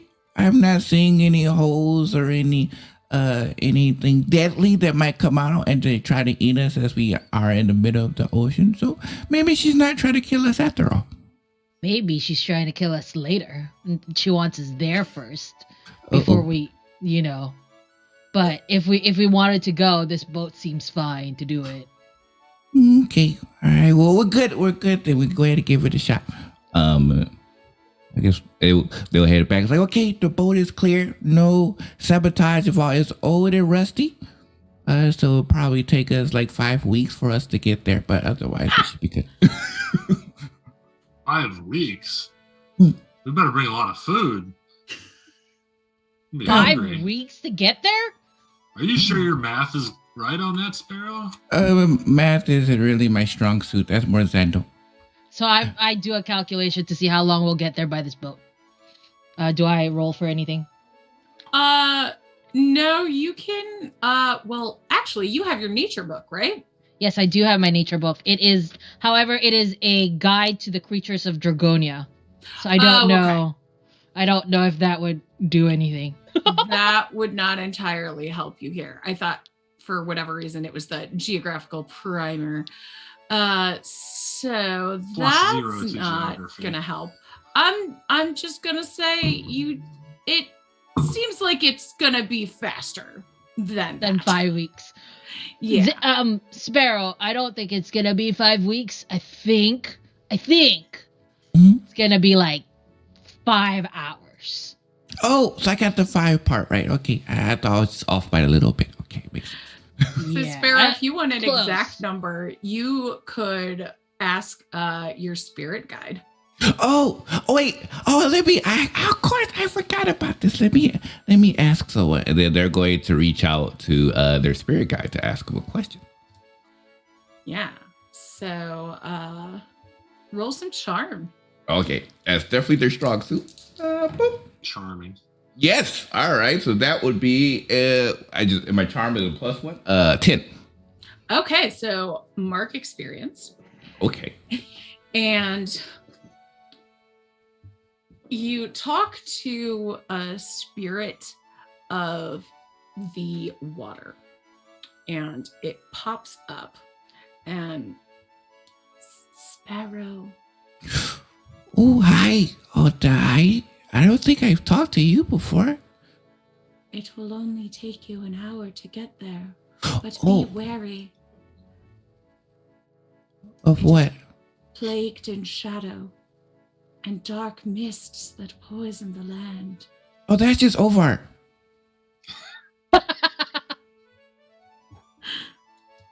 What? He's like, I'm hearing like one side of this conversation. We're figuring out the snack situation. Okay. All right. I will let them know. Plague with. Don't trust anyone you meet in the lagoon. We cannot help you there. Okay. Like, why should we not trust them? Like, do they like to eat us? Do they have like dragon babies for like breakfast? Or like, what's about them that's like untrustworthy? A shadow-tainted creature is draining the energy from the land. Ooh. Okay, I wouldn't tell Sludge because Sludge, I think, would like to take care of it. I'll just cheer from a distance. Okay. Be safe, Sparrow. Okay. Thank you. I appreciate it. And then they'll head back and says, so I have good news and I have bad news. The good news is my 5 was wrong and it's really only 1 hour. Oh, good. That's a lot better. Oh, that's great. Oh, okay.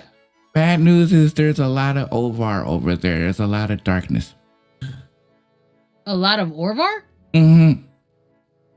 There's darkness everywhere. We can't trust them. I don't think I've been over there. Hey, what do you mean? Well, you like darkness, right? I mean, I don't like darkness. I mean, it's just, I deal with it a lot. Oh, so you I don't wouldn't like say that? I wouldn't say I like it. It haunts me. Well, if there's darkness over there, then that must be that there is a creature, a being that is spreading that darkness, which I have vowed to vanquish. Coolest of friends, this is my mission. I do not ask you to join me unless you are very comfortable, though I would really appreciate it a lot. Some support. So, yeah.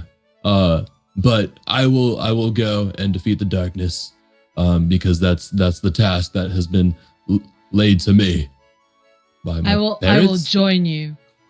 Of course, I'm gonna join you, Sledge. There's nothing. I like the snacks we have here, but there's something different about darkness. It just tastes a little. You're bit not better. supposed to like darkness or It tastes good. See this Just don't eat too much. Strike 3. I Strike knew 3. it. What is this strike thing? I don't even. What's this guy talk? Sparrow, what are you talking about? You will see. You will see. And they just waddle over at the sledge. It's just like, Sparrow, stop being weird. I knew it, as I knew you would want to do this. So I would join you as best as I can. Am not being as strong like you or really courageous, so I will try what I can. Sparrow, I really appreciate your dedication and your creativity. We would not be here without you. Me? Well, what did I do? You were you. Our group would not be complete without you. You are vital to the cool kids. It's because of the Dragon Ball. I brought the Dragon Ball. Okay, thank you. I will find out how to help when we get there. Shall we go on the boat then? Everybody getting in? Yeah, we take the boat. Yeah. Are there paddles, or is it we're just getting in a boat? No. Is there a button that we hit that just takes us there? Do we stick our tail in the water and just go like? Right. Yeah, how do we exactly move this boat? Oh, My arms are a little short to probably paddle. Is there like a shark or a dolphin that's around by chance? Sure is. Oh, is it possible for me to use my magic to use wild speech to ask for a dolphin to push us over there? They're absolutely. You could totally do that. Yeah, it's like, okay, I think I have an idea. Hi, dolphin.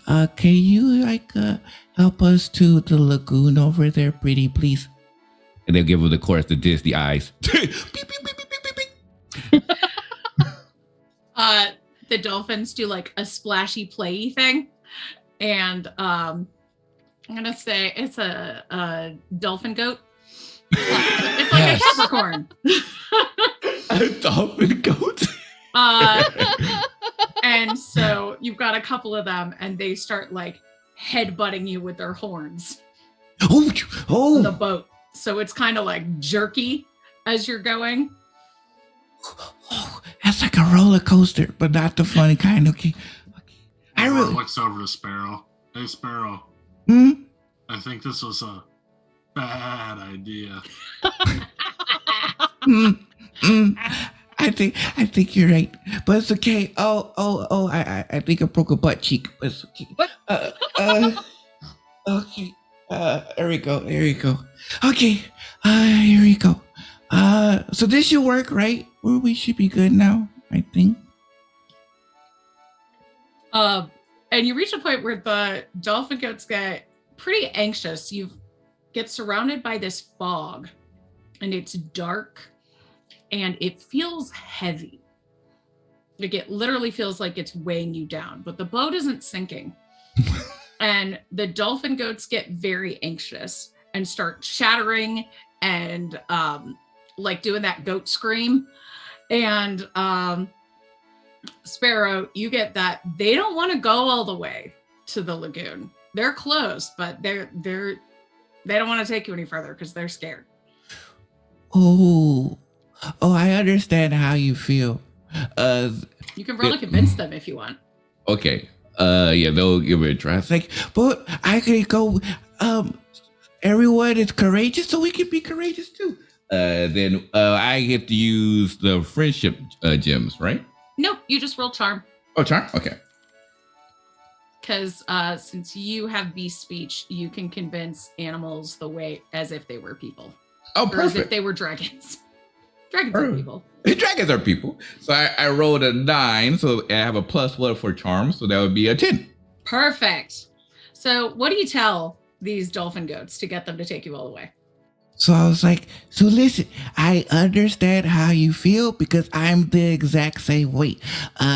Courage is not my strong suit. But when you have great friends like Sledge and Sludge and Ovar, even though he likes darkness and Xandel, they make you do things that you don't normally do. So we can do this together and make it past this lagoon. How do you feel? What do you say? Will you join us on this escapade? Okay, as long as you're not fading, that's perfectly fine. And then they leap in the air to give you a high claw with their tails. Beep, yes, okay. And they like headbutt the boat really fast to get you to the lagoon. Oh, okay, whiplash. Okay. And then they just go, bye. Bye. Thanks again. And zoom away. Okay. All right. I did my good deed for the day. I think I'm about to go on vacation. We're on vacation. You find yourselves in a lagoon that has like Spanish moss hanging down. There are, oh my gosh, I'm blanking on the names of these trees and I really love them. Oh, well, they're the trees that are in my brain are there. Yes, those trees. Those trees. Those trees. Mangroves. That's it. Yeah. Mangroves are there with the squishy roots that you can jump on. Yeah. And it smells really sweet, like almost perfumey. Like there's too many lilies in here, stargazer lilies. There's flickering lights, and you see a couple salamanders that have tails that are on fire and flames like running alongside their body that light the way. And there are also glowing kittens flying around. Flying. They're the lightning kittens. Yes. And they are shooting little sparks of electricity out of their mouths that run from their tails to out their mouths. Yeah, it really doesn't look that bad though, right? It does look pretty fascinating, but I'm trying to see what the downside is. I really don't see it. It's actually pretty serene and nice here. It's really hard to see, but you can kind of feel it. There's that heaviness in the air. Well, I thought I was the only one experiencing that because I ate too much. I thought that was an Axe body spray, but I wasn't for sure. Orvar wants to use his touch to darkness to show him what he needs to do. Yeah. And take a +1 forward to it, assuming he doesn't roll terribly. So, okay, plus charm. You gonna eat some of this fog? Oh, it's so tasty. Orvar's acting weird, you guys. That's why I put him at strike 3. He's out. Oh, Orvar got 12. Ooh, dang! Ooh. It's a much better vision than you had before. So you get to choose between 2 of the following 3. They are lucid and detailed, the vision, and you clear shadow. I don't think you have one though. They show you what you need to do and you take +1 forward to do it, or reveal the role a dragon will play in the events to come and you give +1 forward to a clutch mate. So I think I want to do the last 2, to show what I need to do, take the +1 forward to do it, and then revealing the role that a dragon will play. Okay. Because the first one, I don't have any shadows. I guess it could make, but I feel like the other 2 will be more informative. Okay. So you taste the darkness and you have a vision of an older, massive dragon whose wings are laded down with moss and greenery, and they just look wet and almost so heavy that they can't fly. They are boiling the water around them, but the water is murky and gray-greenish. And as it boils, creatures and the land starts getting sucked into it. And then things start popping out of it. And they look sort of like the creatures before, but changed. So instead of lightning kittens that fly, it's this weird sort of non-flying kitten that doesn't have lightning that walks. Oh, and no. These strange glowing bugs. We don't want non-flying kittens. And instead of like, an octorobat, you see just little like squiddly guys swimming around. Like something in there is changing the creatures. That's and the weird. land gets almost drained. Like the life is being sucked out of it and changing these creatures. And then you see Xandal, who realizes what is happening with these creatures and knows exactly how to fix it. Xandal, looking in her book of the guide to the creatures of Dragonia, and knows that this has happened before. It may happen again, but they can stop it this time. Orvar is, of course, immediately going to turn slowly to Xandal and just be like, What's up, buddy?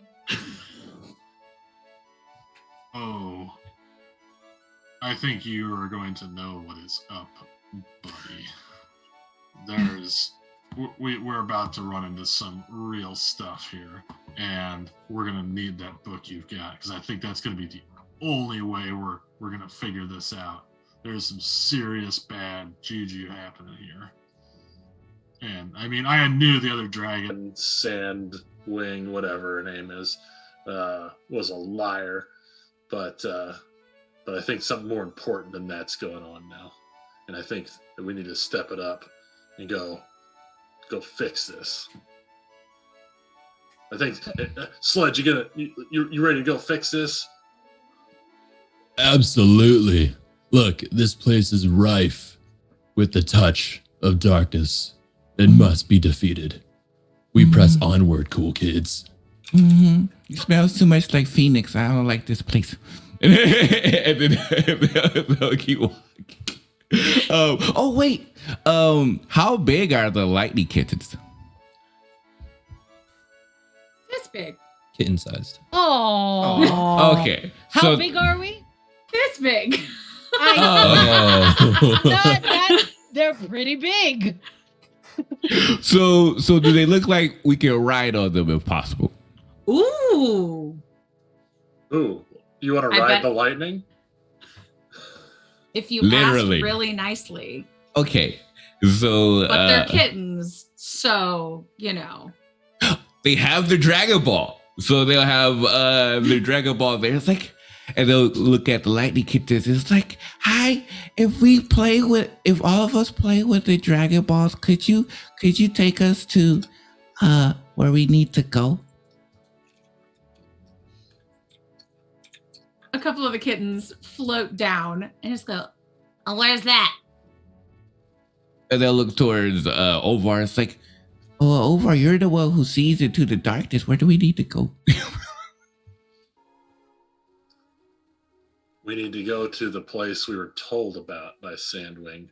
I think that's where the center of this problem is. Is an old dragon or something? Yeah, it's an old dragon, and he looks stuck. Like he looks big and stuck, and like he can't fly because his wings are just too big and heavy.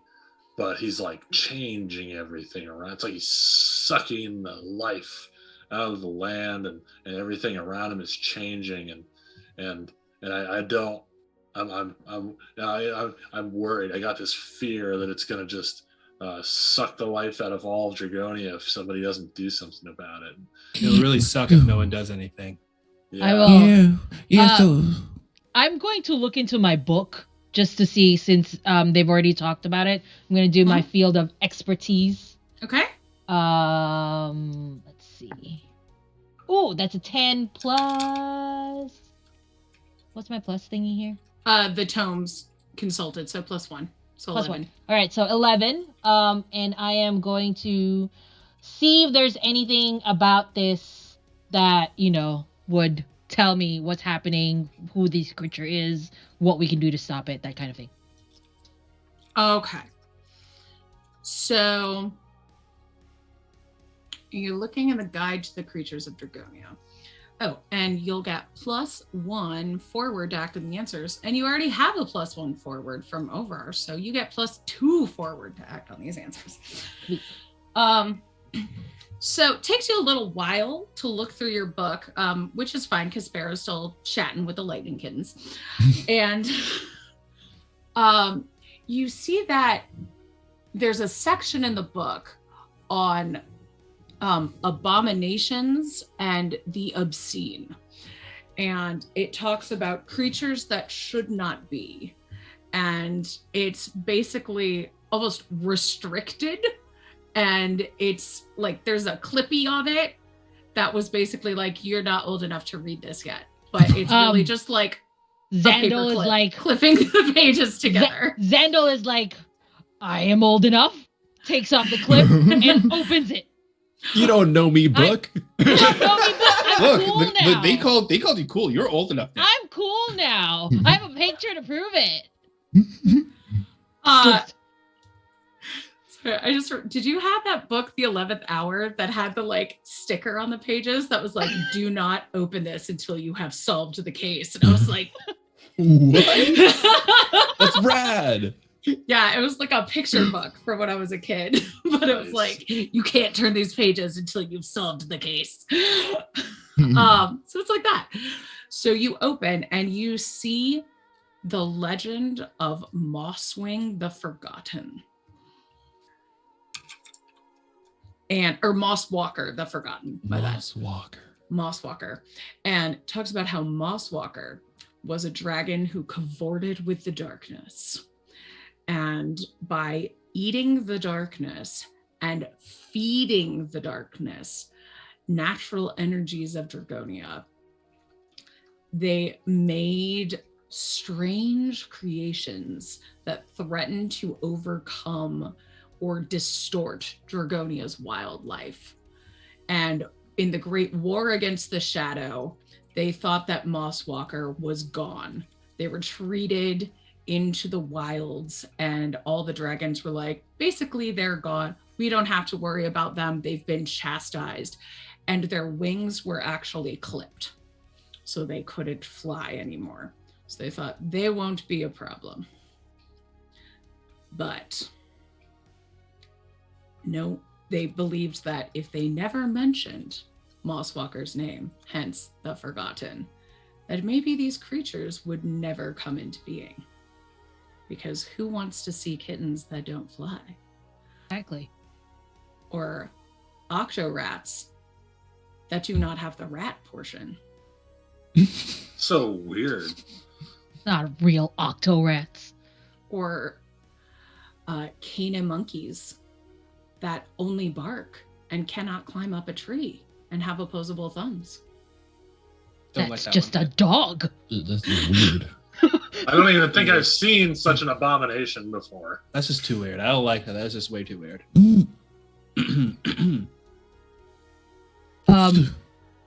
And there's a note at the end of the pages that says, having read this, you must immediately forget this knowledge or be cursed with the weight of it.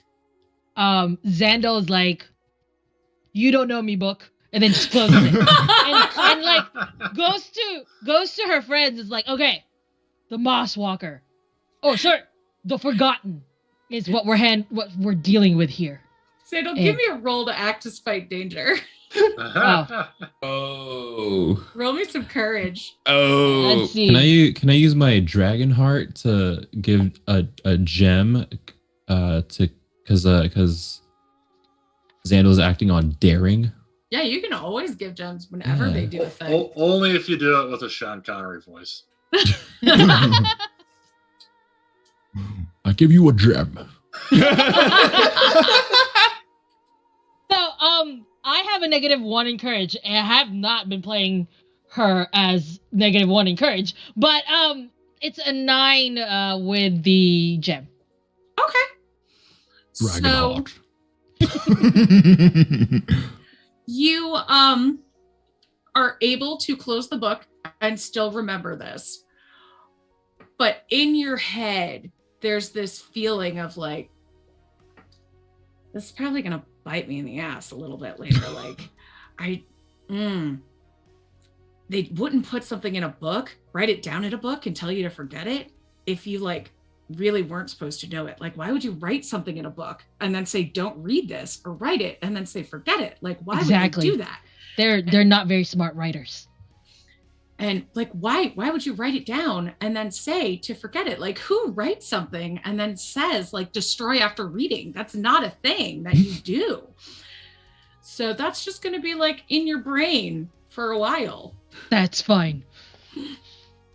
And I tell everybody this, the Forgotten, and tell them that, we gotta defeat him, I guess. Or we will have animals that are just rats, and animals that are just dogs, and kittens, lightning kittens that can't fly. This is not something Dragonia deserves. We are the really cool boring. kids. This just sounds really boring. Exactly. We are the cool kids, and we have to fight this forgotten person. Wait, you get so courageous. How's everyone so courageous? I don't even know. It just sounds weird to me, I don't. It's just I don't like it. It sounds like the wrong kind of change, and we're here to make the right kind of change, and that's staying the same.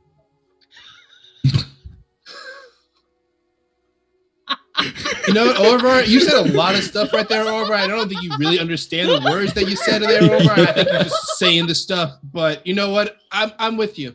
Let's go. I fully agree with you. It is 100% happening.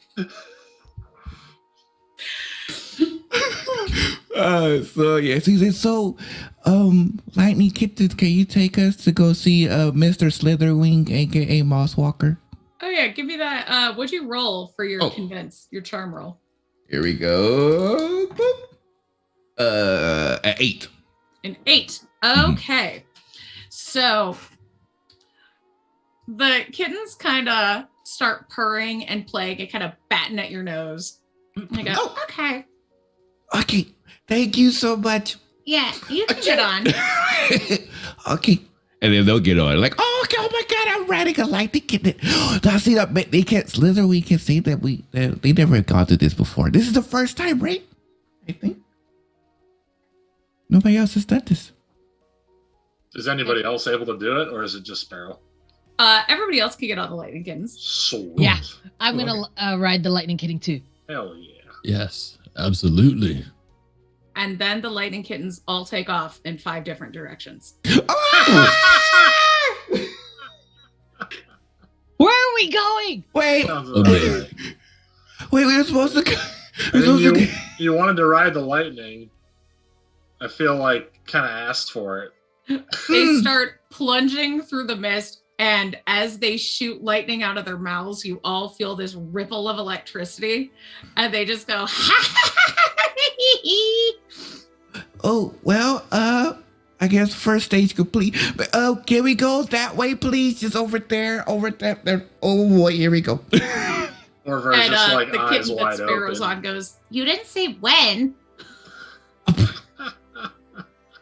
Oh, yeah, I'm not very specific. Okay, can we go there now, please? Pretty please. Sure, you can. Oh, wait. We gotta get... Someone starts taking Sparrow in the correct direction, while the rest of you are just doing kind of barrel rolls and getting zapped around with these kittens. Like Sludge is just enjoying this actually. Okay. Like he has totally as soon as they went off into like their own directions flying around, he has forgotten completely about what they were supposed to be doing, and he is just focusing on this now, 100%. Dandel is asking my little lightning kitten, where are we going? And you just hear like brrr, brrr, zap. Nice. Because we can't speak to him. Well, Pharaoh's the only one who can speak to him, right? Yep. Well, I hope we're going to the Walker place. The Forgotten.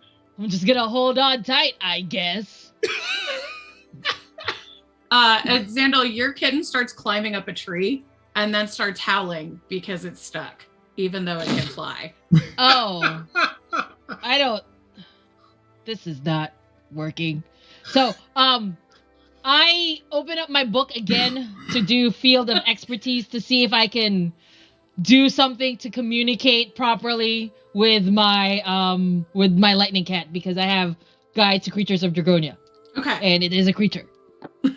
And that is a 7 Okay. plus 1, 8. Okay. There's not a lot about lightning kittens.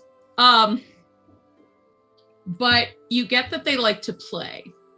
So you feel like if you could entertain this cat, maybe you could get it doing what you want. Right. As a cat expert, I grab one of the leaves and one of the stake and somehow grab one of my feathers and just sort of like fashion this cat toy with a string on top of it, and I just like follow it in front of it, and that is what. And Xandal is just like pointing it towards where Sparrow is heading, because I feel like Sparrow knows where, like, can talk to it at least. So that is what Xandal is doing in front of this cat person thing. Okay, yeah, the lightning kitten starts to follow and starts zapping lightning at the feather. I am too fast. Sledge, your lightning kitten takes a flying leap onto Sledge's lightning kitten.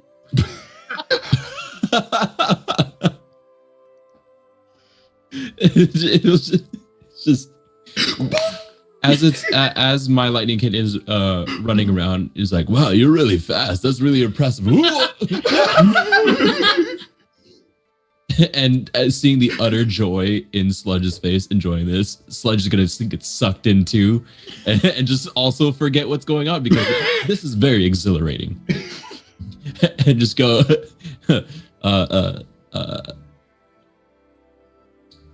Sludge, back at they're gonna love this story back at the keep. Oh, they're gonna love this story so much. I mean, look, we got to ride lightning kittens, and it was a great day. I don't think we were supposed to be doing anything else today. This is great. This is fun. This is the best day ever. This is the best day ever. And he's just riding around on their lightning kitten.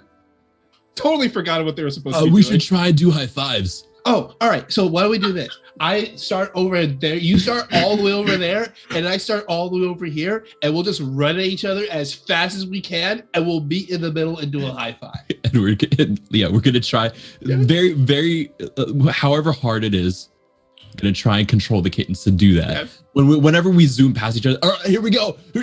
Miss. Next time, next round. And Orvar, your kitten is flying and then starts lazily spinning and then just kind of lays down and starts giving itself a bath. Am I within like? Am I within sight of Sludge and Sledge? Can I see Yes. them going at it? Are they like too far away? Like are they out of like earshot or? You can hear them. This is a small lagoon. Like, hey, Sludge, we got it. What are you guys doing?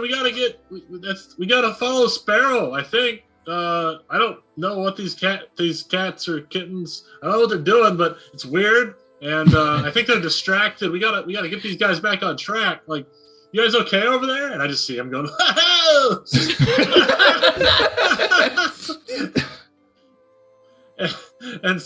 and I'm like, hey, yeah, and so I'm kind of trying, like, I'm gonna look at my cat, and I don't know how much knowledge Orvar has of cats and cat behavior, so I don't know that he would immediately think to do something like Xandal and try And to Xandal like, had to look it up. right, exactly. Xandal had to look it up. So I was just like, hey, like, can we can you take me to the just I'm obviously cat has no idea what I'm saying, probably. You get like slapped on the nose. Hey, what's going on? Okay, do I have any idea which direction Sparrow went in? You can look around. Yeah, you could gauge it. Okay. You've eaten this darkness. You can follow the trail. Okay. All right. So I can't rouse my cat at all, it would seem, because I just don't have any idea how to. No, your cat's here. The cat's done. He's just like, I'm dirty from all this swamp we're in. So okay. So I'm gonna be like, I'm gonna leave my cat for a minute to go try and like talk to Sludge and Sledge and be like, hey guys, we gotta get back on track.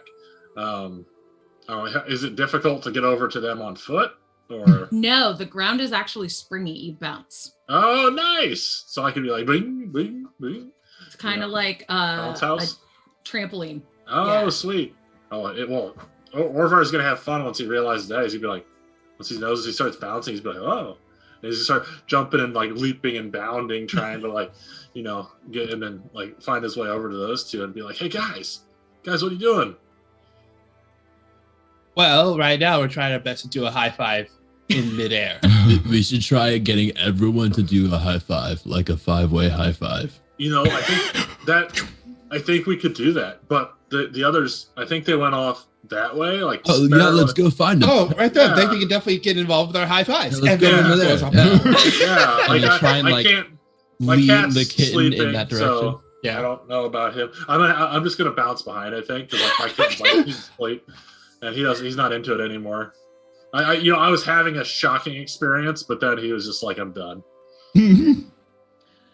Sparrow and Xandal, as you start flying on your kittens, you hear a chanting.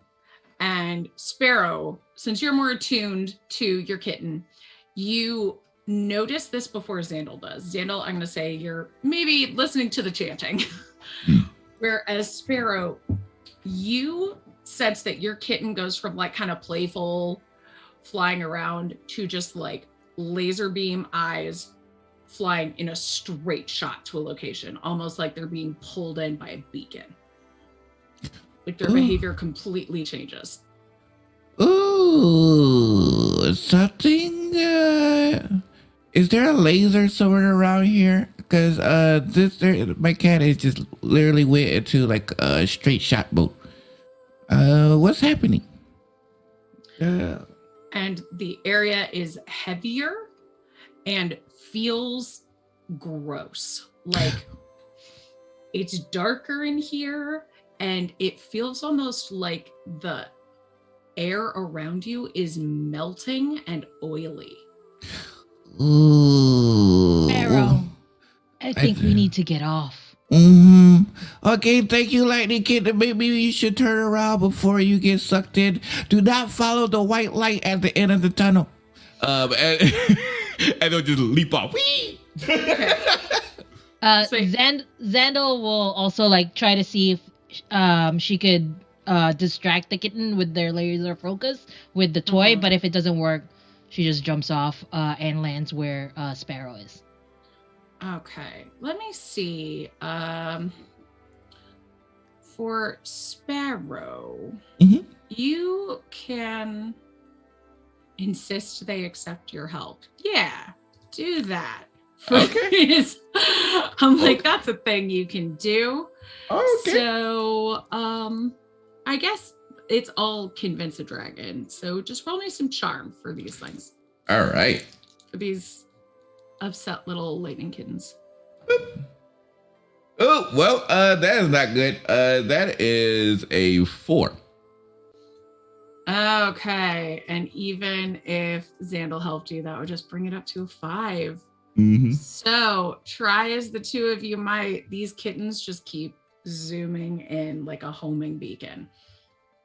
I think we should follow them, but like from a distance, Sparrow. Okay. Yeah, they must know the way. Oh. I'm sure the other three are doing just fine. They'll find us anyway. Mm-hmm. They will know the way. We should know the way. Yeah. Okay. And it's like, should we sneak over, or how should we do this? Quietly is, I think, what we should be doing, and sneakily. Okay. Do you want to go first since you're super courageous? Sure. I think I can do this. I am cunning, and I can do this.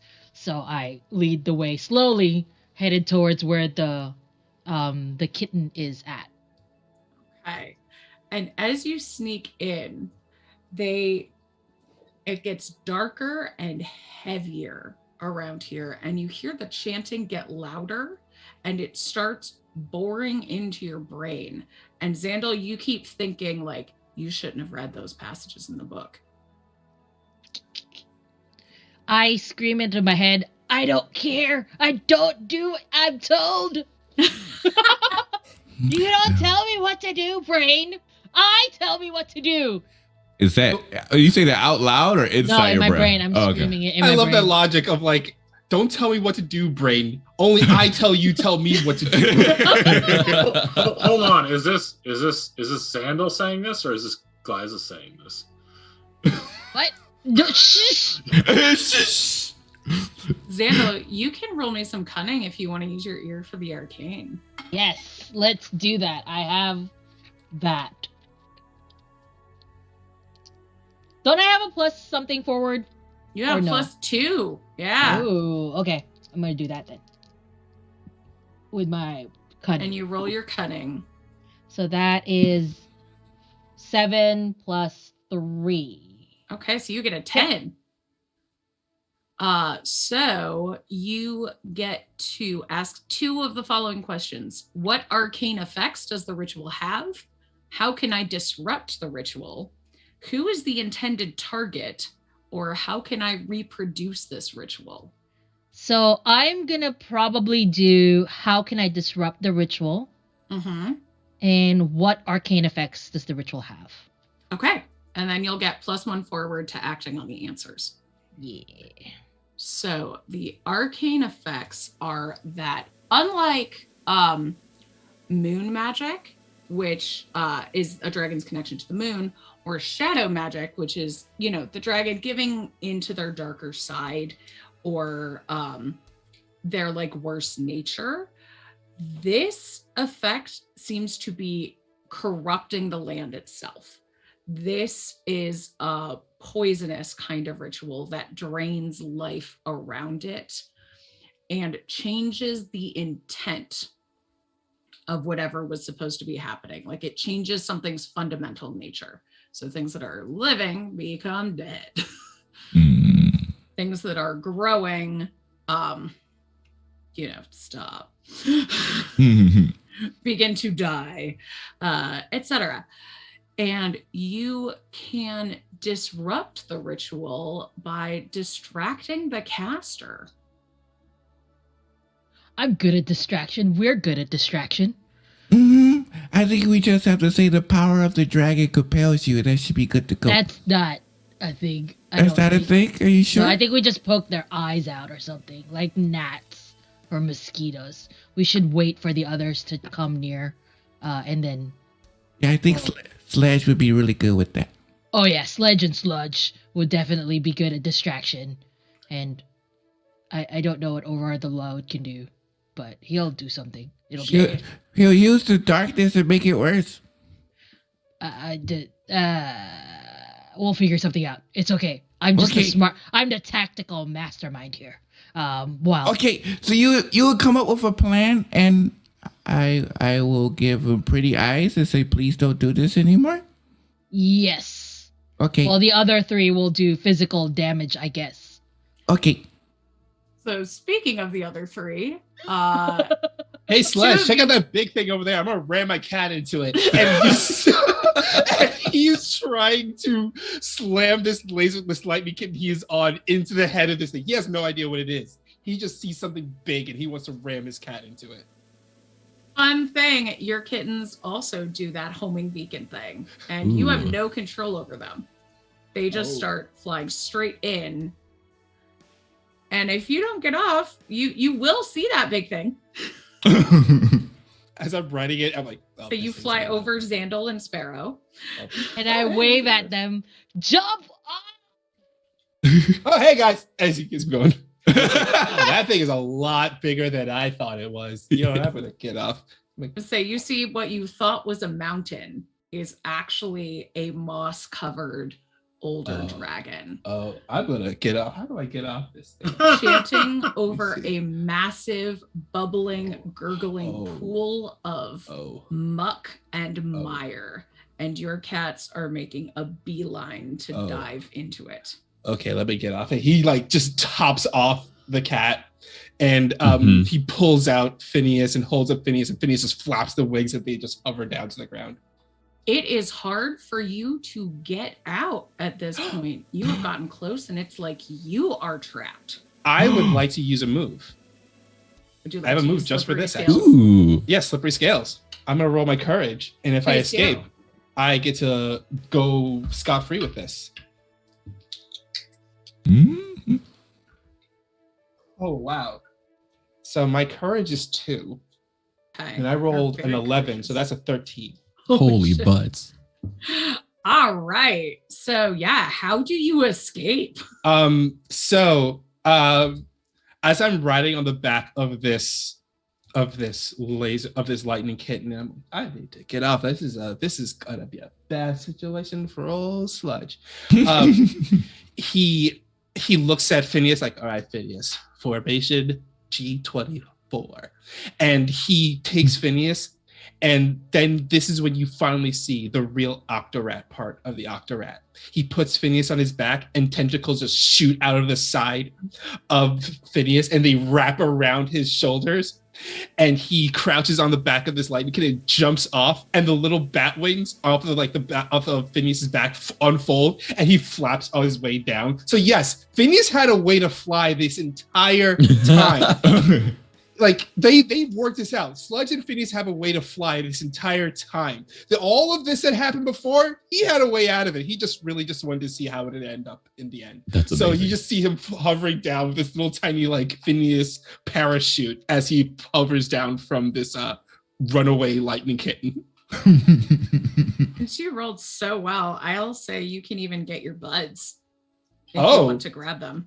Oh, so in that case, so as I jump, so I crouch on the back of my lightning kitten and I jump off at the last minute, and I'm sailing in the midair, and I'm like, Sledge, reach your hand out.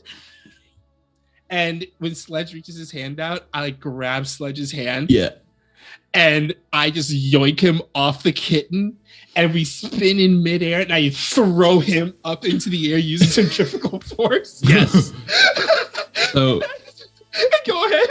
So leading up to this, Sledge is following you behind and sees maneuver G24 happen, and you say, Sledge, reach out your hand. Sledge is gonna be like, okay, and stands on the kitten and does a surfing pose that he saw one of the older kids do, and reach the claw out to grab. It's all about aerodynamics. And then Aerodynamics.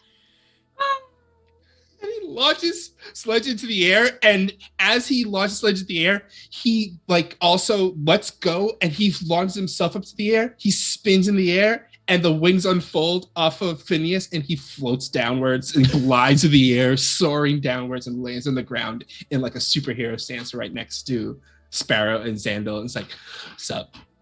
How's you guys doing? Wait, you could do that the whole time? Yeah, I could always do it the whole time, yeah. Oh my god. Okay, can you teach us how to do that one day? I mean, I could, but you don't want that life. You don't want that life. It's like Dragon Book. I see. It's like, you look, Sarah, you don't want that life, okay? Where am I flying? I just launched you into the air. You're so Yeah. Yeah. Yes. Which direction am I flying? Because this is going to determine what I want to do next. You are launched into the fog, the strange heavy fog. Okay. Why don't you give me an act despite danger roll? I was gonna say, yeah, I wanted to how will act. you land? Yeah, I want to act despite danger. I'd like to use my scales of honor, a voice that penetrates the darkness. Take +1 ongoing to act despite danger in the face of darkness. This is what this kind of feels like. That it definitely is that. There's a lot of darkness here. That is 7 total. Okay, so you don't quite go where your friends go. Mm-hmm. That's fine. But you also don't land straight into the Moss Mountain Dragon. I'm gonna say you Can I land overshoot. near it? Okay. Can I land near it? Okay. Would you like to? Yeah. I overshoot it. You said I overshoot it? Yeah, you overshoot. Sludge threw you a little too hard. Yeah. Trying to get you to land where Sledge and everybody else was. Okay. And you just whip around and you are in a fog and you're like, I can right myself from this. Okay. And you land close enough to the moss covered dragon that you are not in the area that is being sucked in. Oh, okay. But you are kind of by the big mossy dragon who is causing a ritual and, distorting the land. And so from what I have not Xandal noticed you yet. from what Xandal has said, this is the moss. This is what we're looking for. This is the darkness that needs to be defeated. Yep. Okay. It doesn't notice me. Not yet. They're very concentrated on this ritual. Very concentrated. Okay. I'm gonna do my sledge thing. Hello. Hi. I'm assuming you're the Moss Walker. Hello. My name is Sledge, and this doesn't look. This is like very darkness. This is very darkness, and I think I would really appreciate it, and I think the entirety of Draconia would appreciate it if you maybe ceased, maybe stopped, put your efforts towards something a little bit more constructive. Let's get you a sewing kit. The Moss Walker turns its head to you, and you realize that it has 2 heads, and one keeps chanting during the ritual. Okay. The other, so I've been found. Yes. Hello. I don't want to be rude. Do I look at this head or that one? I'm gonna keep looking at you. Keep talking to me. An offering. An offering. And the Moss Walker licks its lips. Oh, I didn't bring any snacks. So I think what you are, what you were detecting is maybe the residual scent of snacks. I don't have anything to offer at the moment, but I'm sure one of my friends decided, like they're here too. I think they brought snacks. That they should have the snack bag, and we can share. We can totally share if that's your bag. I just would really appreciate it if this darkness thing, we put a stop to that. We just didn't do it. Moves its head kind of like a snake, swirling back and forth, and brings its head down to your level. And its head is about as big as the plateau that you jumped off of before. Oh no! Okay. And you're as big as its eye. I'll get you just a second. Okay. And that eye looks like a glowing yellow orb that you could just get lost in, and it starts to pulsate. Okay. And it goes, tell me, What is the news in Dragonia that they send children to me? What's up, Sandal? Oh, when Sledge goes, maybe my friends have snacks, Xandal just jumps out with a snack bag and throws it at the chanting, dragon head. Here's your snacks! That's what Xandal is gonna do. Please give me an act despite danger or a mislead or trick. I think, let's see what Mislead or trick is cunning. Oh, I have cunning. I'm gonna do that. Don't I have a plus something as well? You do have a +1. All right, let's do it. +2 for this, baby. That is 8. An 8? Yeah, that is an 8. Yes. Cool. No, it's a 9. Sorry, I counted wrong. My fingers. It's a 9. Okay. So the head stops chanting for a moment, and you have an opportunity here as it's like, and looks at the snacks. Your snack bag. I'm gonna use my magic. I have a moon magic here. And how many gems do I have? I know I have how many gems? Wait. Oh, thank you for the hydrate. Try to remember how many gems I have. You can check your sheet if you were 2. keeping track of them there. I think I have 2 dragon gems. So I'm going to do a moon magic. Okay. So basically, I'm gonna roll it first just to see what I'm gonna do. How strong it is. So I have. But you have to return them to do it. So Yes, I will. Okay. There you go, guys. Here's your. I will use up all of it. So that's 2 plus my No, it's moon magic. It's just straight roll It's just plus straight 2. up, straight roll plus 2. Okay, so I'm going to basically use my moon magic to make the mouth of this dragon super sticky that it can't chant. Basically, Ooh.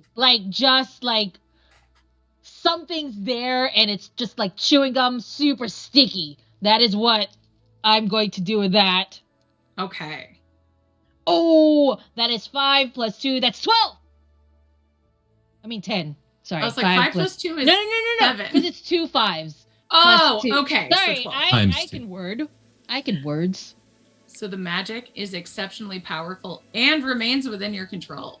So I am like holding on to my magic hands and just like holding on to this mouth so that it doesn't chant anymore because it got distracted by my snack bag. And this chanting mouth starts to be like a dog with peanut butter. Like it gets the snack and then your magic goes off and it's like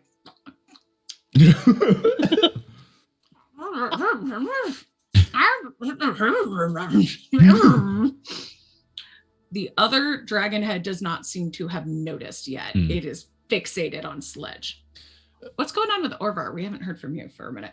Well, they all flew in a little bit quicker, right? Because of the cat. Bouncing along. I was bouncing along like a little bouncy baby dragon.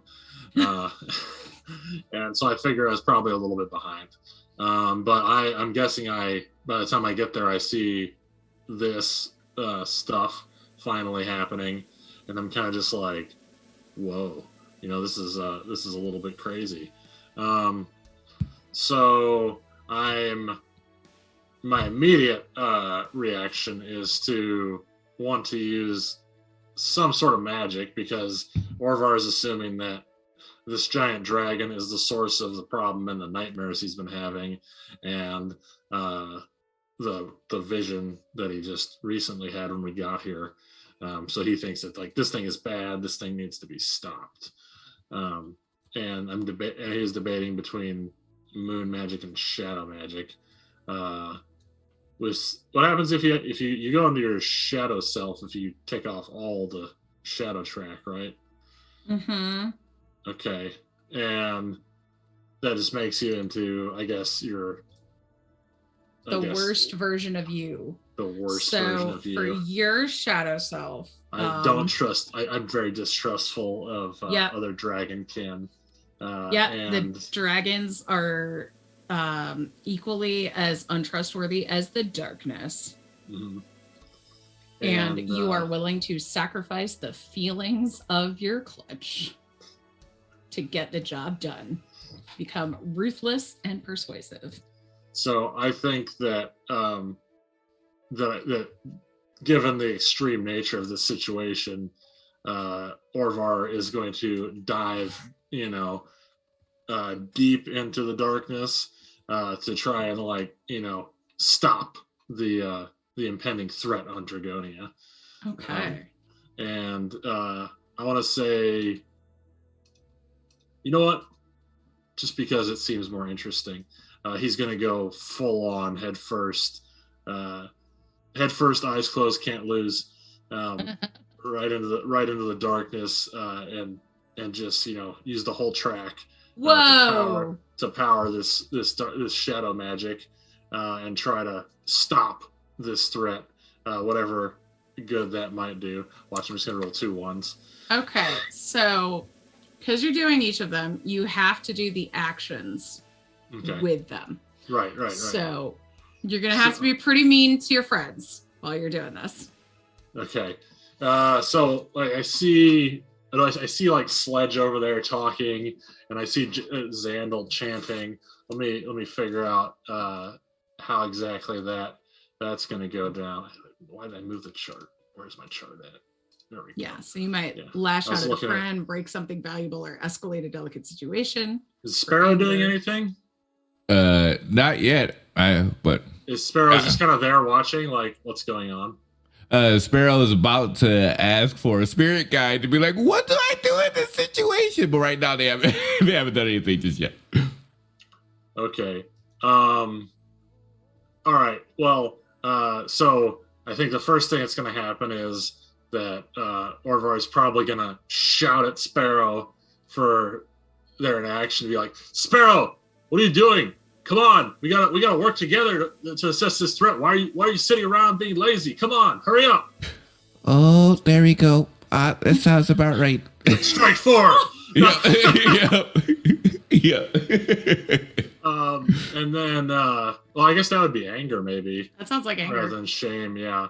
And then is Sludge doing anything? I mean, I know he came in and kind of helped everybody land, but I don't know if he's currently in the process of doing anything. I mean, he's right now they're with Sparrow. Oh, okay.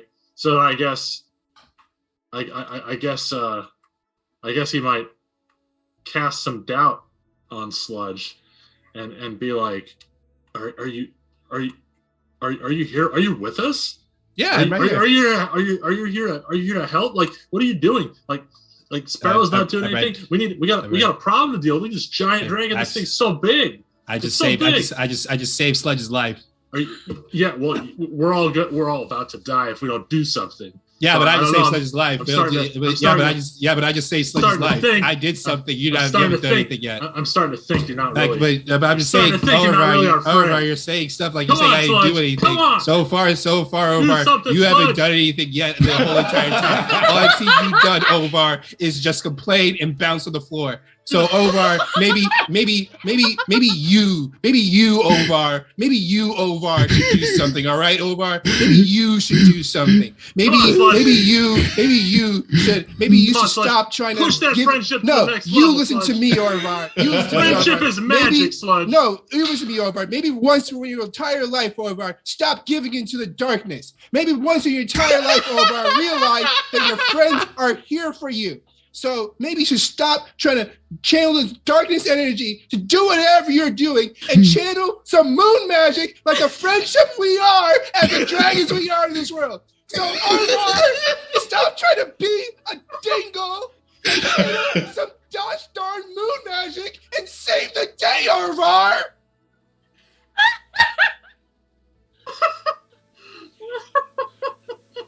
Nerds.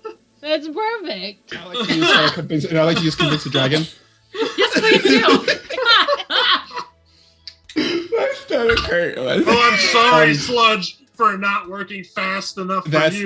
We didn't all have the luxury of being able to ride a lightning kitten. and have that kind of shocking experience. So you know what? I think that I think that maybe we should just just get going here because I don't know. I feel like you're not doing enough. Well, here's the thing though, because this can actually work in your benefit of what you want to do. I know. Because if you turn him down, you actually get a shadow trap.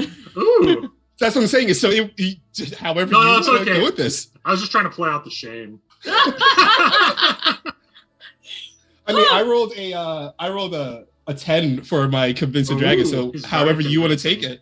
Yeah. He's like, is it super convincing at 10? Does it add extra shadow tracks if I mean, so you get experience and to mark a shadow no matter what. Like it's your choice since it was a 10. Yeah. Okay.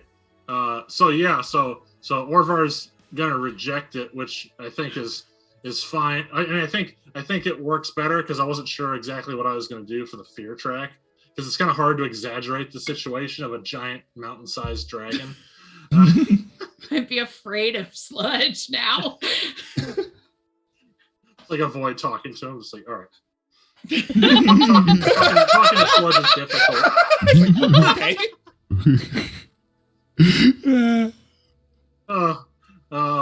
Yeah. So I mean, but it would make he has to reject Sludge's advances, because otherwise he's not going to be able to continue on his the path he's dedicated himself to. So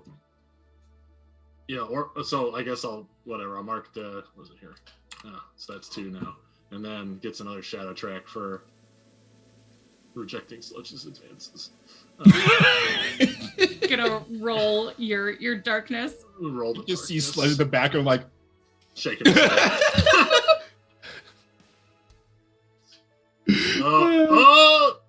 13. Oh. That's I mean it's a good total, but it's a bad number. So tell me what you do with your powerful shadow magic. Orvar, after he gets into this little tizzy with his friends, he's just like he's just like, look, we don't have time for this, and he just like takes his little hands like, and and shoots, his energy just shoots out toward the giant mountain-sized dragon that he's trying to. He can only think of one way to stop the problem permanently, and he's trying to turn the dragon into the mountain that it looks like. oh. Okay. So the shadows come out of your claws and your eyes, and Sludge, you see Orvar take on a shadowy tinge. Almost like darkness and shadow swirl around Orvar and then shoot out of him like a jet into this mountainy moss-covered dragon. The darkness swirls around Sledge, but there seems to be like a beam of light around Sledge as if he is protected because this is in your control, Orvar. Right. And the shadows start to solidify this dragon, going slowly. And he doesn't seem to have noticed yet, but you see his body hardening and becoming encased in like onyx. And the moss on there becomes spiky and hard and almost smoking from tip going up to his 2 heads as it creeps up this dragon's body. Sledge, what you doing during this? The last thing that the Moss Walker asked me was what's going on in Draconia that they send children, right? Well, I mean, we might be children, but we are the coolest children. And we just wanted to make sure that everyone is happy and safe and these wonderful things. And the darkness just kind of makes that hard to do. So, yeah, if you want, we could have just a chit chat, a conversation, kind of the pros and cons of all these things. And don't mind the swirling shadows. That's just something that's probably going on. Something that's happening with your ritual here. I'm just trying. Like Sledge is just trying to keep him talking. Sense a darkness from your companions. I mean, learn from me. I mean, that's kind of Orvar's thing, but Orvar is really trying to not do the whole darkness track. That's you know, and I feel like that would really benefit you. You know, you're here in this murky lagoon. You could be up on the beach. There's a whole big parasol. You probably fit under it. You know, protect yourself from the sun if that's not your bag. But I also learned how to surf today. Very cool. You might enjoy that. Little one, do you want power? I mean, to some degree, sure. But I want that power to be my own. You know, push-ups, sit-ups.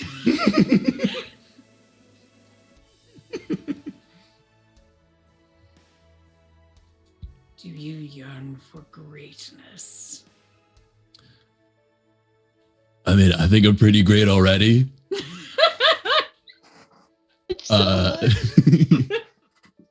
And Sledge is gonna, you know, if it was like if this was an animated Saturday morning cartoon show, it would be like, I think I'm pretty great already. Ding! And there's a little like sparkle in that smile. So I wouldn't say I'm yearning for it, but I think greatness is achieved by doing good for other people, and so that's something that I'm doing. That's greatness. So in a way, sort of. What are you doing for your friend?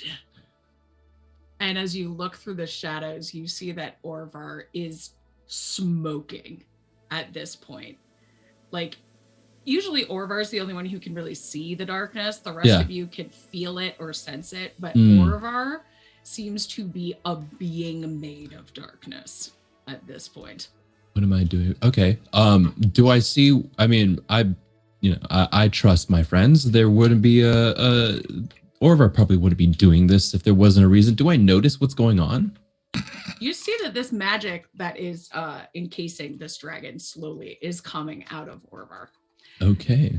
And Xandal, you see that since the second head is all peanut butter mouthed, the bubbling in the sludge has stopped. And those lightning kittens who were making a beeline into the muck are not being sucked in anymore. A few of them stopped and just were like, water, and zoomed away. Whereas others who made it in are now doing a swimmy, but are able to zip themselves out of there. Still lightning kittens. The ground is no longer being sucked in here.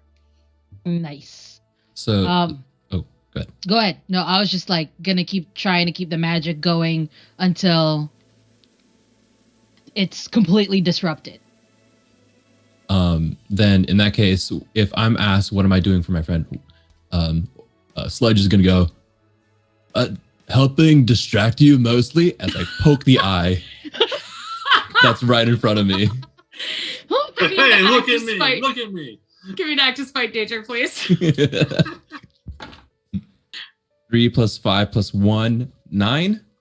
Oh, sweet. Okay. And that's with your scales of honor, right? Yes, that's with scales of honor. That's what ongoing means, right? It's just okay. You just always have it. Great.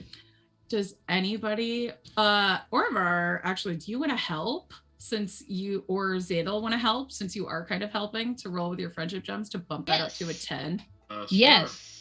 I didn't know if I was able to do anything but focus on the task at hand. So I will give Sledge friendship gems. Since I figure my face, I can only give one at a time, right? Oh, well, you have to roll your friendship gems, however okay. many you have. So if you're out of them. I do have one last one, I believe. Okay, so you would roll +1. Okay. I figure Orvar's face probably looks like Emperor Palpatine right now. Where he's It's 10. Like it's 5, 4 plus 1, 10. Sweet. Orvar Okay, only got so- an 8, so nothing special. With the power of friendship. Not Grayskull, friendship. Friendship. Sledge, what does it feel like and look like when you poke this dragon in the eye? The eye that is as big as you. So it's as big as me, and it's just like it's more less like a poke. It's more like a slap, you know, like a wet slap. I was imagining like Harley Quinn going into Starro's eye, just like floating in there. Yeah, I'm not going in there. No, that no. This is a family-friendly Sunday morning cartoon. And he slaps it, and he is like pulls back, and some of that eye gook is like on his hand is like ew, and it's enough to really like if you ever been slapped in the eye. It hurts. It hurts. And it's just the Moss Walker goes it caused Moss Walker just pain, or at least enough to like scratch the eye and be distracted for a little bit longer. Yeah. So the Moss Walker was not expecting that, especially from you, and lifts up its head and roars just as Orvar and Xandal's magic combines to seal the ritual mouth shut completely as the other head turns into spiked onyx. Oh. Who is it? I think we did it. It's over? Woo! I go over to Orvar and slap him. Why do you look like a one-winged angel? This is not good right now. Just slap him. Like, wake up! Uh-oh. Does anyone know how to stop this with the old shadow thing?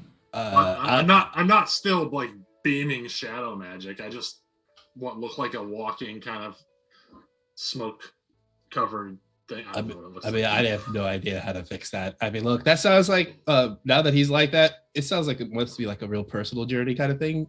I mean, definitely out of our hands at this point. I mean, he made the choices that he made, and he's got to live with them. But I tried my best. I tried my best to convince him, and he turned me down. Sludge, Yeah, you sometimes he just needs a little help sometimes. All right, look, hold on a second. He heads over to Orvar. Hey, Orvar, cut it out, all right? Cut what out? Just stop it. Just stop the whole shadow thing. Just cut it out. There's no. It's no. It's You're radiating shadow thing right now. You're radiating shadow magic right now. That's like your whole jam right now, and you're kind of making Sparrow really uncomfortable and anxious. They're really nervous, and I don't want them to cry, because if Sparrow cries, I'm gonna start crying, and then it just becomes. Then I'm gonna start crying. Yeah, like It's tell me. And I see a meteor off in the distance. Yeah. So really, Omar. off in the distance. What? Right. So Omar. So maybe you could just chill with the whole shadow magic. Sure. Let me just hold on a second. Let me. Nope. It's still here. I tried. You no longer look like the shadow, but you're okay. still gonna be acting on your darkest impulses Sure. until somebody convinces you to trust a dragon you've never Right. met before. Yeah. Oh. It has to be a dragon that he's never met before? Yep. Dang it, we're all here. Like I said, this sounds like something he's got to work out in his personal thing. It's personal time. Well, it's on your personal time. I think we've made this place cool. What I'm thinking for us in this lagoon is Clubhouse. Wait. Cool Kids Clubhouse. Is this place ours now? Yeah, it is. I mean, We can have whatever we want. Squatters' We rights. came and took it, and we saved Dragonia. from those stupid teenagers. Shadow. Well, wait. Okay, now Orvar. Orvar, once again. You are a whole thing right now, and you're putting out this We'll energy. get you a Snickers later. You need a snack or something, because I don't know what's your jam right now, and you're just putting some weird energy out there, buddy. No, I've got high shadow sugar, so you know. Okay, so then Just chill out. something. You got like an apple or something. Chill. You got an apple, minute. or maybe you need to hydrate. You need to hydrate or something. Maybe you need some electrolytes in your system. Dragon Knight. Yeah, get you some Dragon All I know is we don't have to worry about that evil teenager that sent us here to get eaten. Okay, yeah, we definitely don't have to worry about Santa wake up. We can just hang out. This is our place now. Forget them. Clubhouse, like what I said. This is the cool kids hangout. And So- we even have a little nice picture thing that we can, people can show. And I think about it, I think she was really trying to kill us. Right? Absolutely. She was really trying to kill Sarah, us. do not encourage Orvar. She did Oh. not have Hydrate her for best. Orvar. She did not have the Wait. best intentions for us at all. Mm. Okay. Orvar, you need to hydrate. Just more proof that Dragonkin can't be trusted. I'm sorry.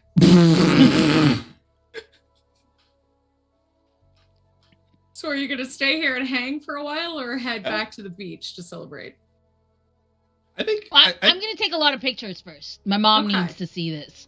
So there's a lot of pictures to share for Dragon Book and Dragon Grim because Xandal has been researching about that and feels like there's a nice little community in Dragon Grim that might just be good for content creation. And I feel like Sludge would have a good time in Dragon Grim. So she's been researching about like how to transfer all of her like content to Dragon Grim, but she's not ready to make the dip yet. But she has some pictures if she does decide to go do that. The shadows around here start to lift, although they're still heavy around the abomination that Orvar made. Only that area is murky now, and even the fog starts to clear. It's still humid, but the perfumey smell is gone. The weight starts to lift, and you see more creatures, including some of the weird ones that you'd heard about, running around and playing, and some of them even approach you because they've never seen baby dragons before. They have no fear of you. They want to nestle and be your bud. And I want to do a thing that I totally stole from Honey and Dice, which is an epilogue for everybody. So we're going to zoom in on each person and you tell me what your dragon's doing and then who you are in the real life and where we can find you.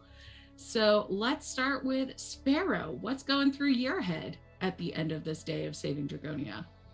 So Sparrow is happy that the Axe body spray only lasts 2 hours, and so it's going to be going around and trying to bring in more nature into this location. So they're going to be talking to their spirit guides and help bring back the natural essence to this island and help make it incorporated as part of Draconia, and so everyone can be able to traverse there. As for yours truly, I am Kara858, and you can find me on Twitter at the Cookout TTRPGs, where you can be able to find content such as Lords of Faerun, which has Lisa Pearl, Glyza, such. You also can find us on YouTube at the Cookout TTRPGs, where we have like Boss Beyond Time, which is our Maze the Ascension campaign, and a whole bunch of different content. So just follow me there. We have tons of stuff coming up in the near future from this month as well as next month. So yeah, I'll see you there. Okay. Xandal, what's going through your head? What up? Xandal is very excited. Xandal is going to be spending most of her time in this lagoon now and just researching about the different animals, the different creatures there, thinking about how she might submit an addendum to the book that she loves. And it's like, hey, look at this and all that. And she's also going to defy, the Forgotten thing, because the Forgotten is dead. It is now not the Forgotten. It is now the dead. And it's like, look at all these stuff that I know now. And she will be unafraid of that. That is what she is going to be doing. She's excited to do that. As for myself, I'm Glyza. I am a person with many hats. I am a podcast host. I'm a writer. I'm a TTRPG player. My podcast is called Classical Adventures for One. It is a podcast that delves into classic books and the impact that it has in all of media. Season 1 is out, has been out for a while. Season 2, I am working on it. It'll be about Hercule Poirot and Agatha Christie. But Season 1 is all about Alice's Adventures in Wonderland. I'm also known as a TTRPG player. As you can see, I am in a lot of different channels. I enjoy playing chaotic characters. I am in a lot of different D&D games. This year is going to be very tiring, but it's okay. And also, I write audio dramas. I am currently working on Nightmare Hunt, where it'll showcase very special people that I love. And if you want to be a producer on that, check out buymeacoffee.com/classical Glyza. I write on the Geekly Grind as well if you are enjoying mangas and stuff. So go check out the Geekly Grind. I write usually every Sunday morning and Wednesday morning for manga reviews. And on my notes here, it's like announced about Dragon Day, but it's today. Today is Dragon Day. So keep an eye out for the rest of the day because we still have more games and more interviews for today, and that's it. That's all. Giveaway. Oh, wait, giveaway. Is that right now? Yes. Wait. Oh, shoot. Wait, I have notes. That's right. I do have notes. I lost my notes. No, I do have it. Don't look at me. All right, so thank you again. Well, the others haven't really spoken yet, but they'll speak. So far we're at 355. So thank you for 355. This is just the first game, and we've already reached 355. Thank you. We have 2 amazing giveaways again to give at the end. We're giving away a Session 0 outfit, or a fit, or a web store code, something like that. And 1 more bag of Dragon's Blend tea from Friday Afternoon Teas. So make sure you type Dragon in the chat to qualify. Only post the word once or you won't qualify for the giveaway. Keep an eye on your Twitch whispers because that is how we will contact you if you win. So Dragon in the chat if you want to win either a Session 0 web store code where you can get some Session 0 stuff. And also another Dragon Blend from Friday Afternoon Teas. So, yeah. All right. Sledge, what's going through your head? So I imagine Sledge really takes the whole clubhouse thing to heart, but also wants to share this really cool location with folks. And so he'll start going up to some of the older dragons, some of the older teenage dragons, and inviting them and hang to hang out, to share in the space. As Sledge just constantly just always wants to be friendly and accommodating to folks. At some point, Sledge is going to come up with a new game with Sludge and just be like, you see how it's stuck in the middle of a roar? I bet we can jump off of that into a pool. Yes. So yeah, so that's where the aftermath, the epilogue of this of Sledge's journey lies. As for myself, hello. My name is Kappa. I voiced Sledge. I played Sledge today. And you can find me on Twitter at the Kappa Chris. That's where I put all my updates. I do TTRPG performances, streams, and all that stuff. At the moment, I'm on 2 regularly occurring shows: Revenge of the Crit, a D&D 5e game skinned for the Star Wars universe, set in between episodes 2 and 3.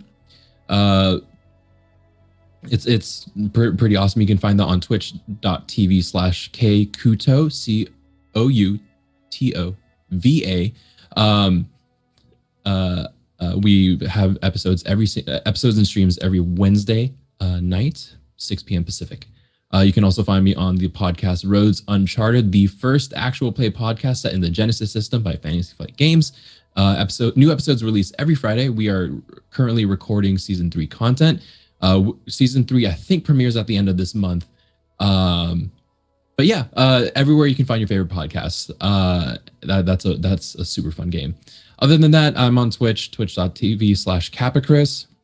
I play games sporadically. I'm planning to start doing some Monster Hunter content now that most of the main story is done with and the real game starts. Wally knows. But yeah, all my updates you can find on Twitter.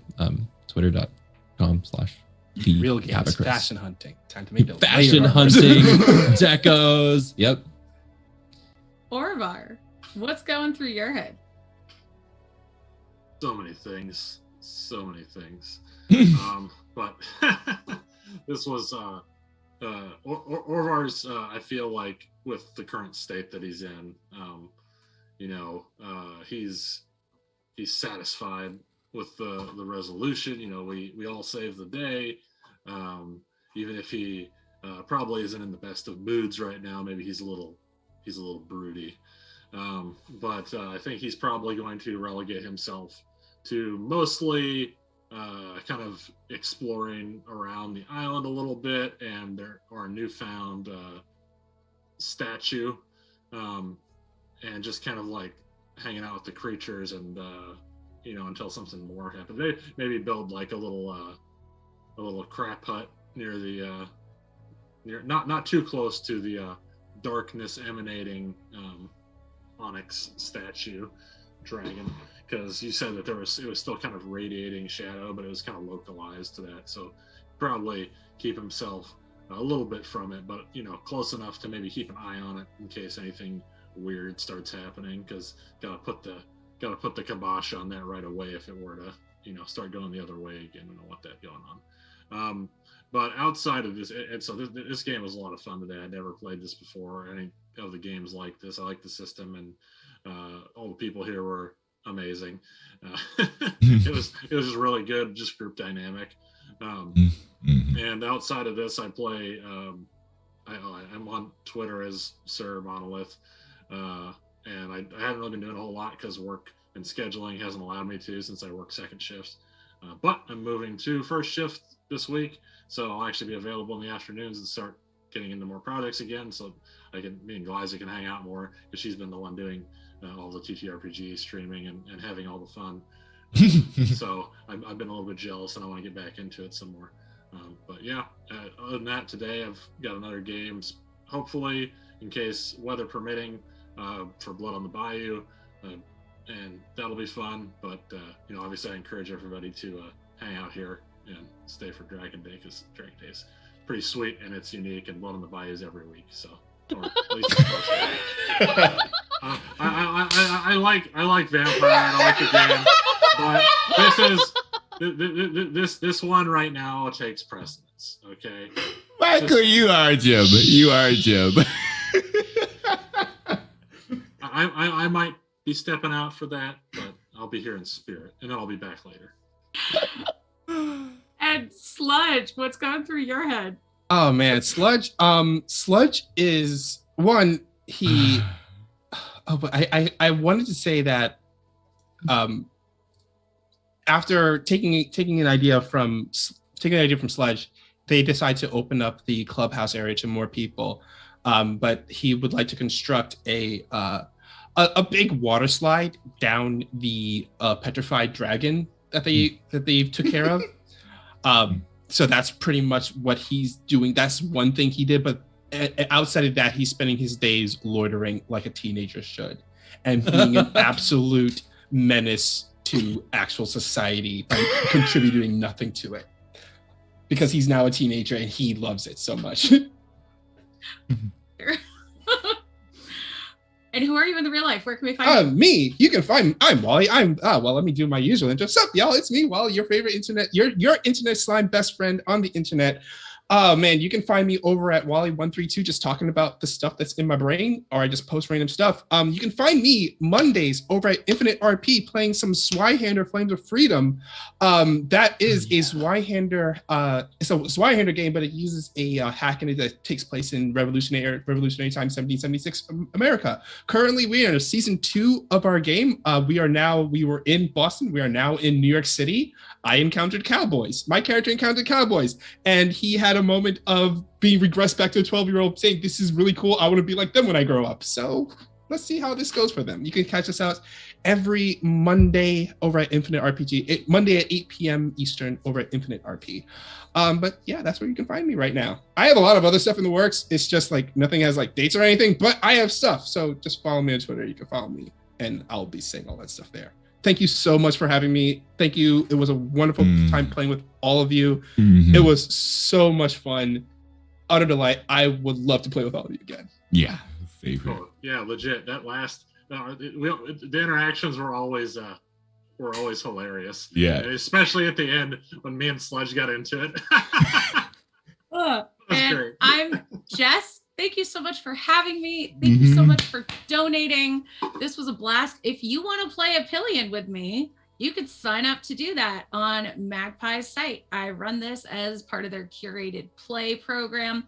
So yeah, I think it's like $10 a person to play. Maybe it's 12. It's not that bad. So sign up. I run Epyllion, Avatar, Bluebeard's Bride, and Urban Shadows nearly every Saturday at 3 p.m. Eastern. So come on and do that. Plus, I also write games, one of which came out yesterday and is in the chat. It's Queer Finder, Bars of Absalom. So it is a magazine for Pathfinder, but you don't have to really play Pathfinder to play it. If you just like gay fantasy stuff, there's comics in here, there's art, there's food and bars, and I wrote an article on what kind of shenanigans harpies get up to as part of their holiday festivities. So this was great. Thank you. I also stream every Friday at 8 p.m. Eastern on my channel, which is Angry Nerd Girl. I run Three Flings, The Adventures of Three Tieflings through the Uncaged Anthology. And our final, as of now, published Uncaged Adventure is this Friday. So come join for that. It's been 2.5-year journey. But then on Friday, February 11th, we are doing a massive fundraiser for Rain to celebrate the release of Uncaged Goddesses, which is going to be 21 tier 4 adventures featuring neutral and evil D&D goddesses. And the Three Flings are going to go meet them. So join us for that. We are not finished with the Threes yet. And I'm going to kick it back to the birthday girl to take us out. Which is gonna be tomorrow. But also, before we do go out of this this first game, again, I really do want to thank everybody that has jumped on, watched, donated, lurked, hosted. I appreciate you guys so much. It's been so lovely. There's still 2 more games coming and 2 interviews. Keep an eye out on Twitter here. Just keep an eye out. I'm so thankful for you guys. Also, I'm gonna send something on chat, which is where you can buy Dragon Day merchandise, just to say to people that you were here on that day. All the profits of that goes to the Children's Burn Foundation, to the fund me that we're trying to raise for the foundation. I can speak words. It is happening. Please, just they have t-shirts, they have hoodies, and for every order that you get a free sticker, if that's the thing you're into. But yes, please do order Dragon Day merchandise. All profits, like I said, will go to the Children's Burn Foundation. Thank you again, and I think TRPG is up next. Yeah, TTRPG is up next with an interview with the awesome, super talented Elisa Pearl. So, yay! Thanks, everybody. They'll be back. I'll be back. Bye.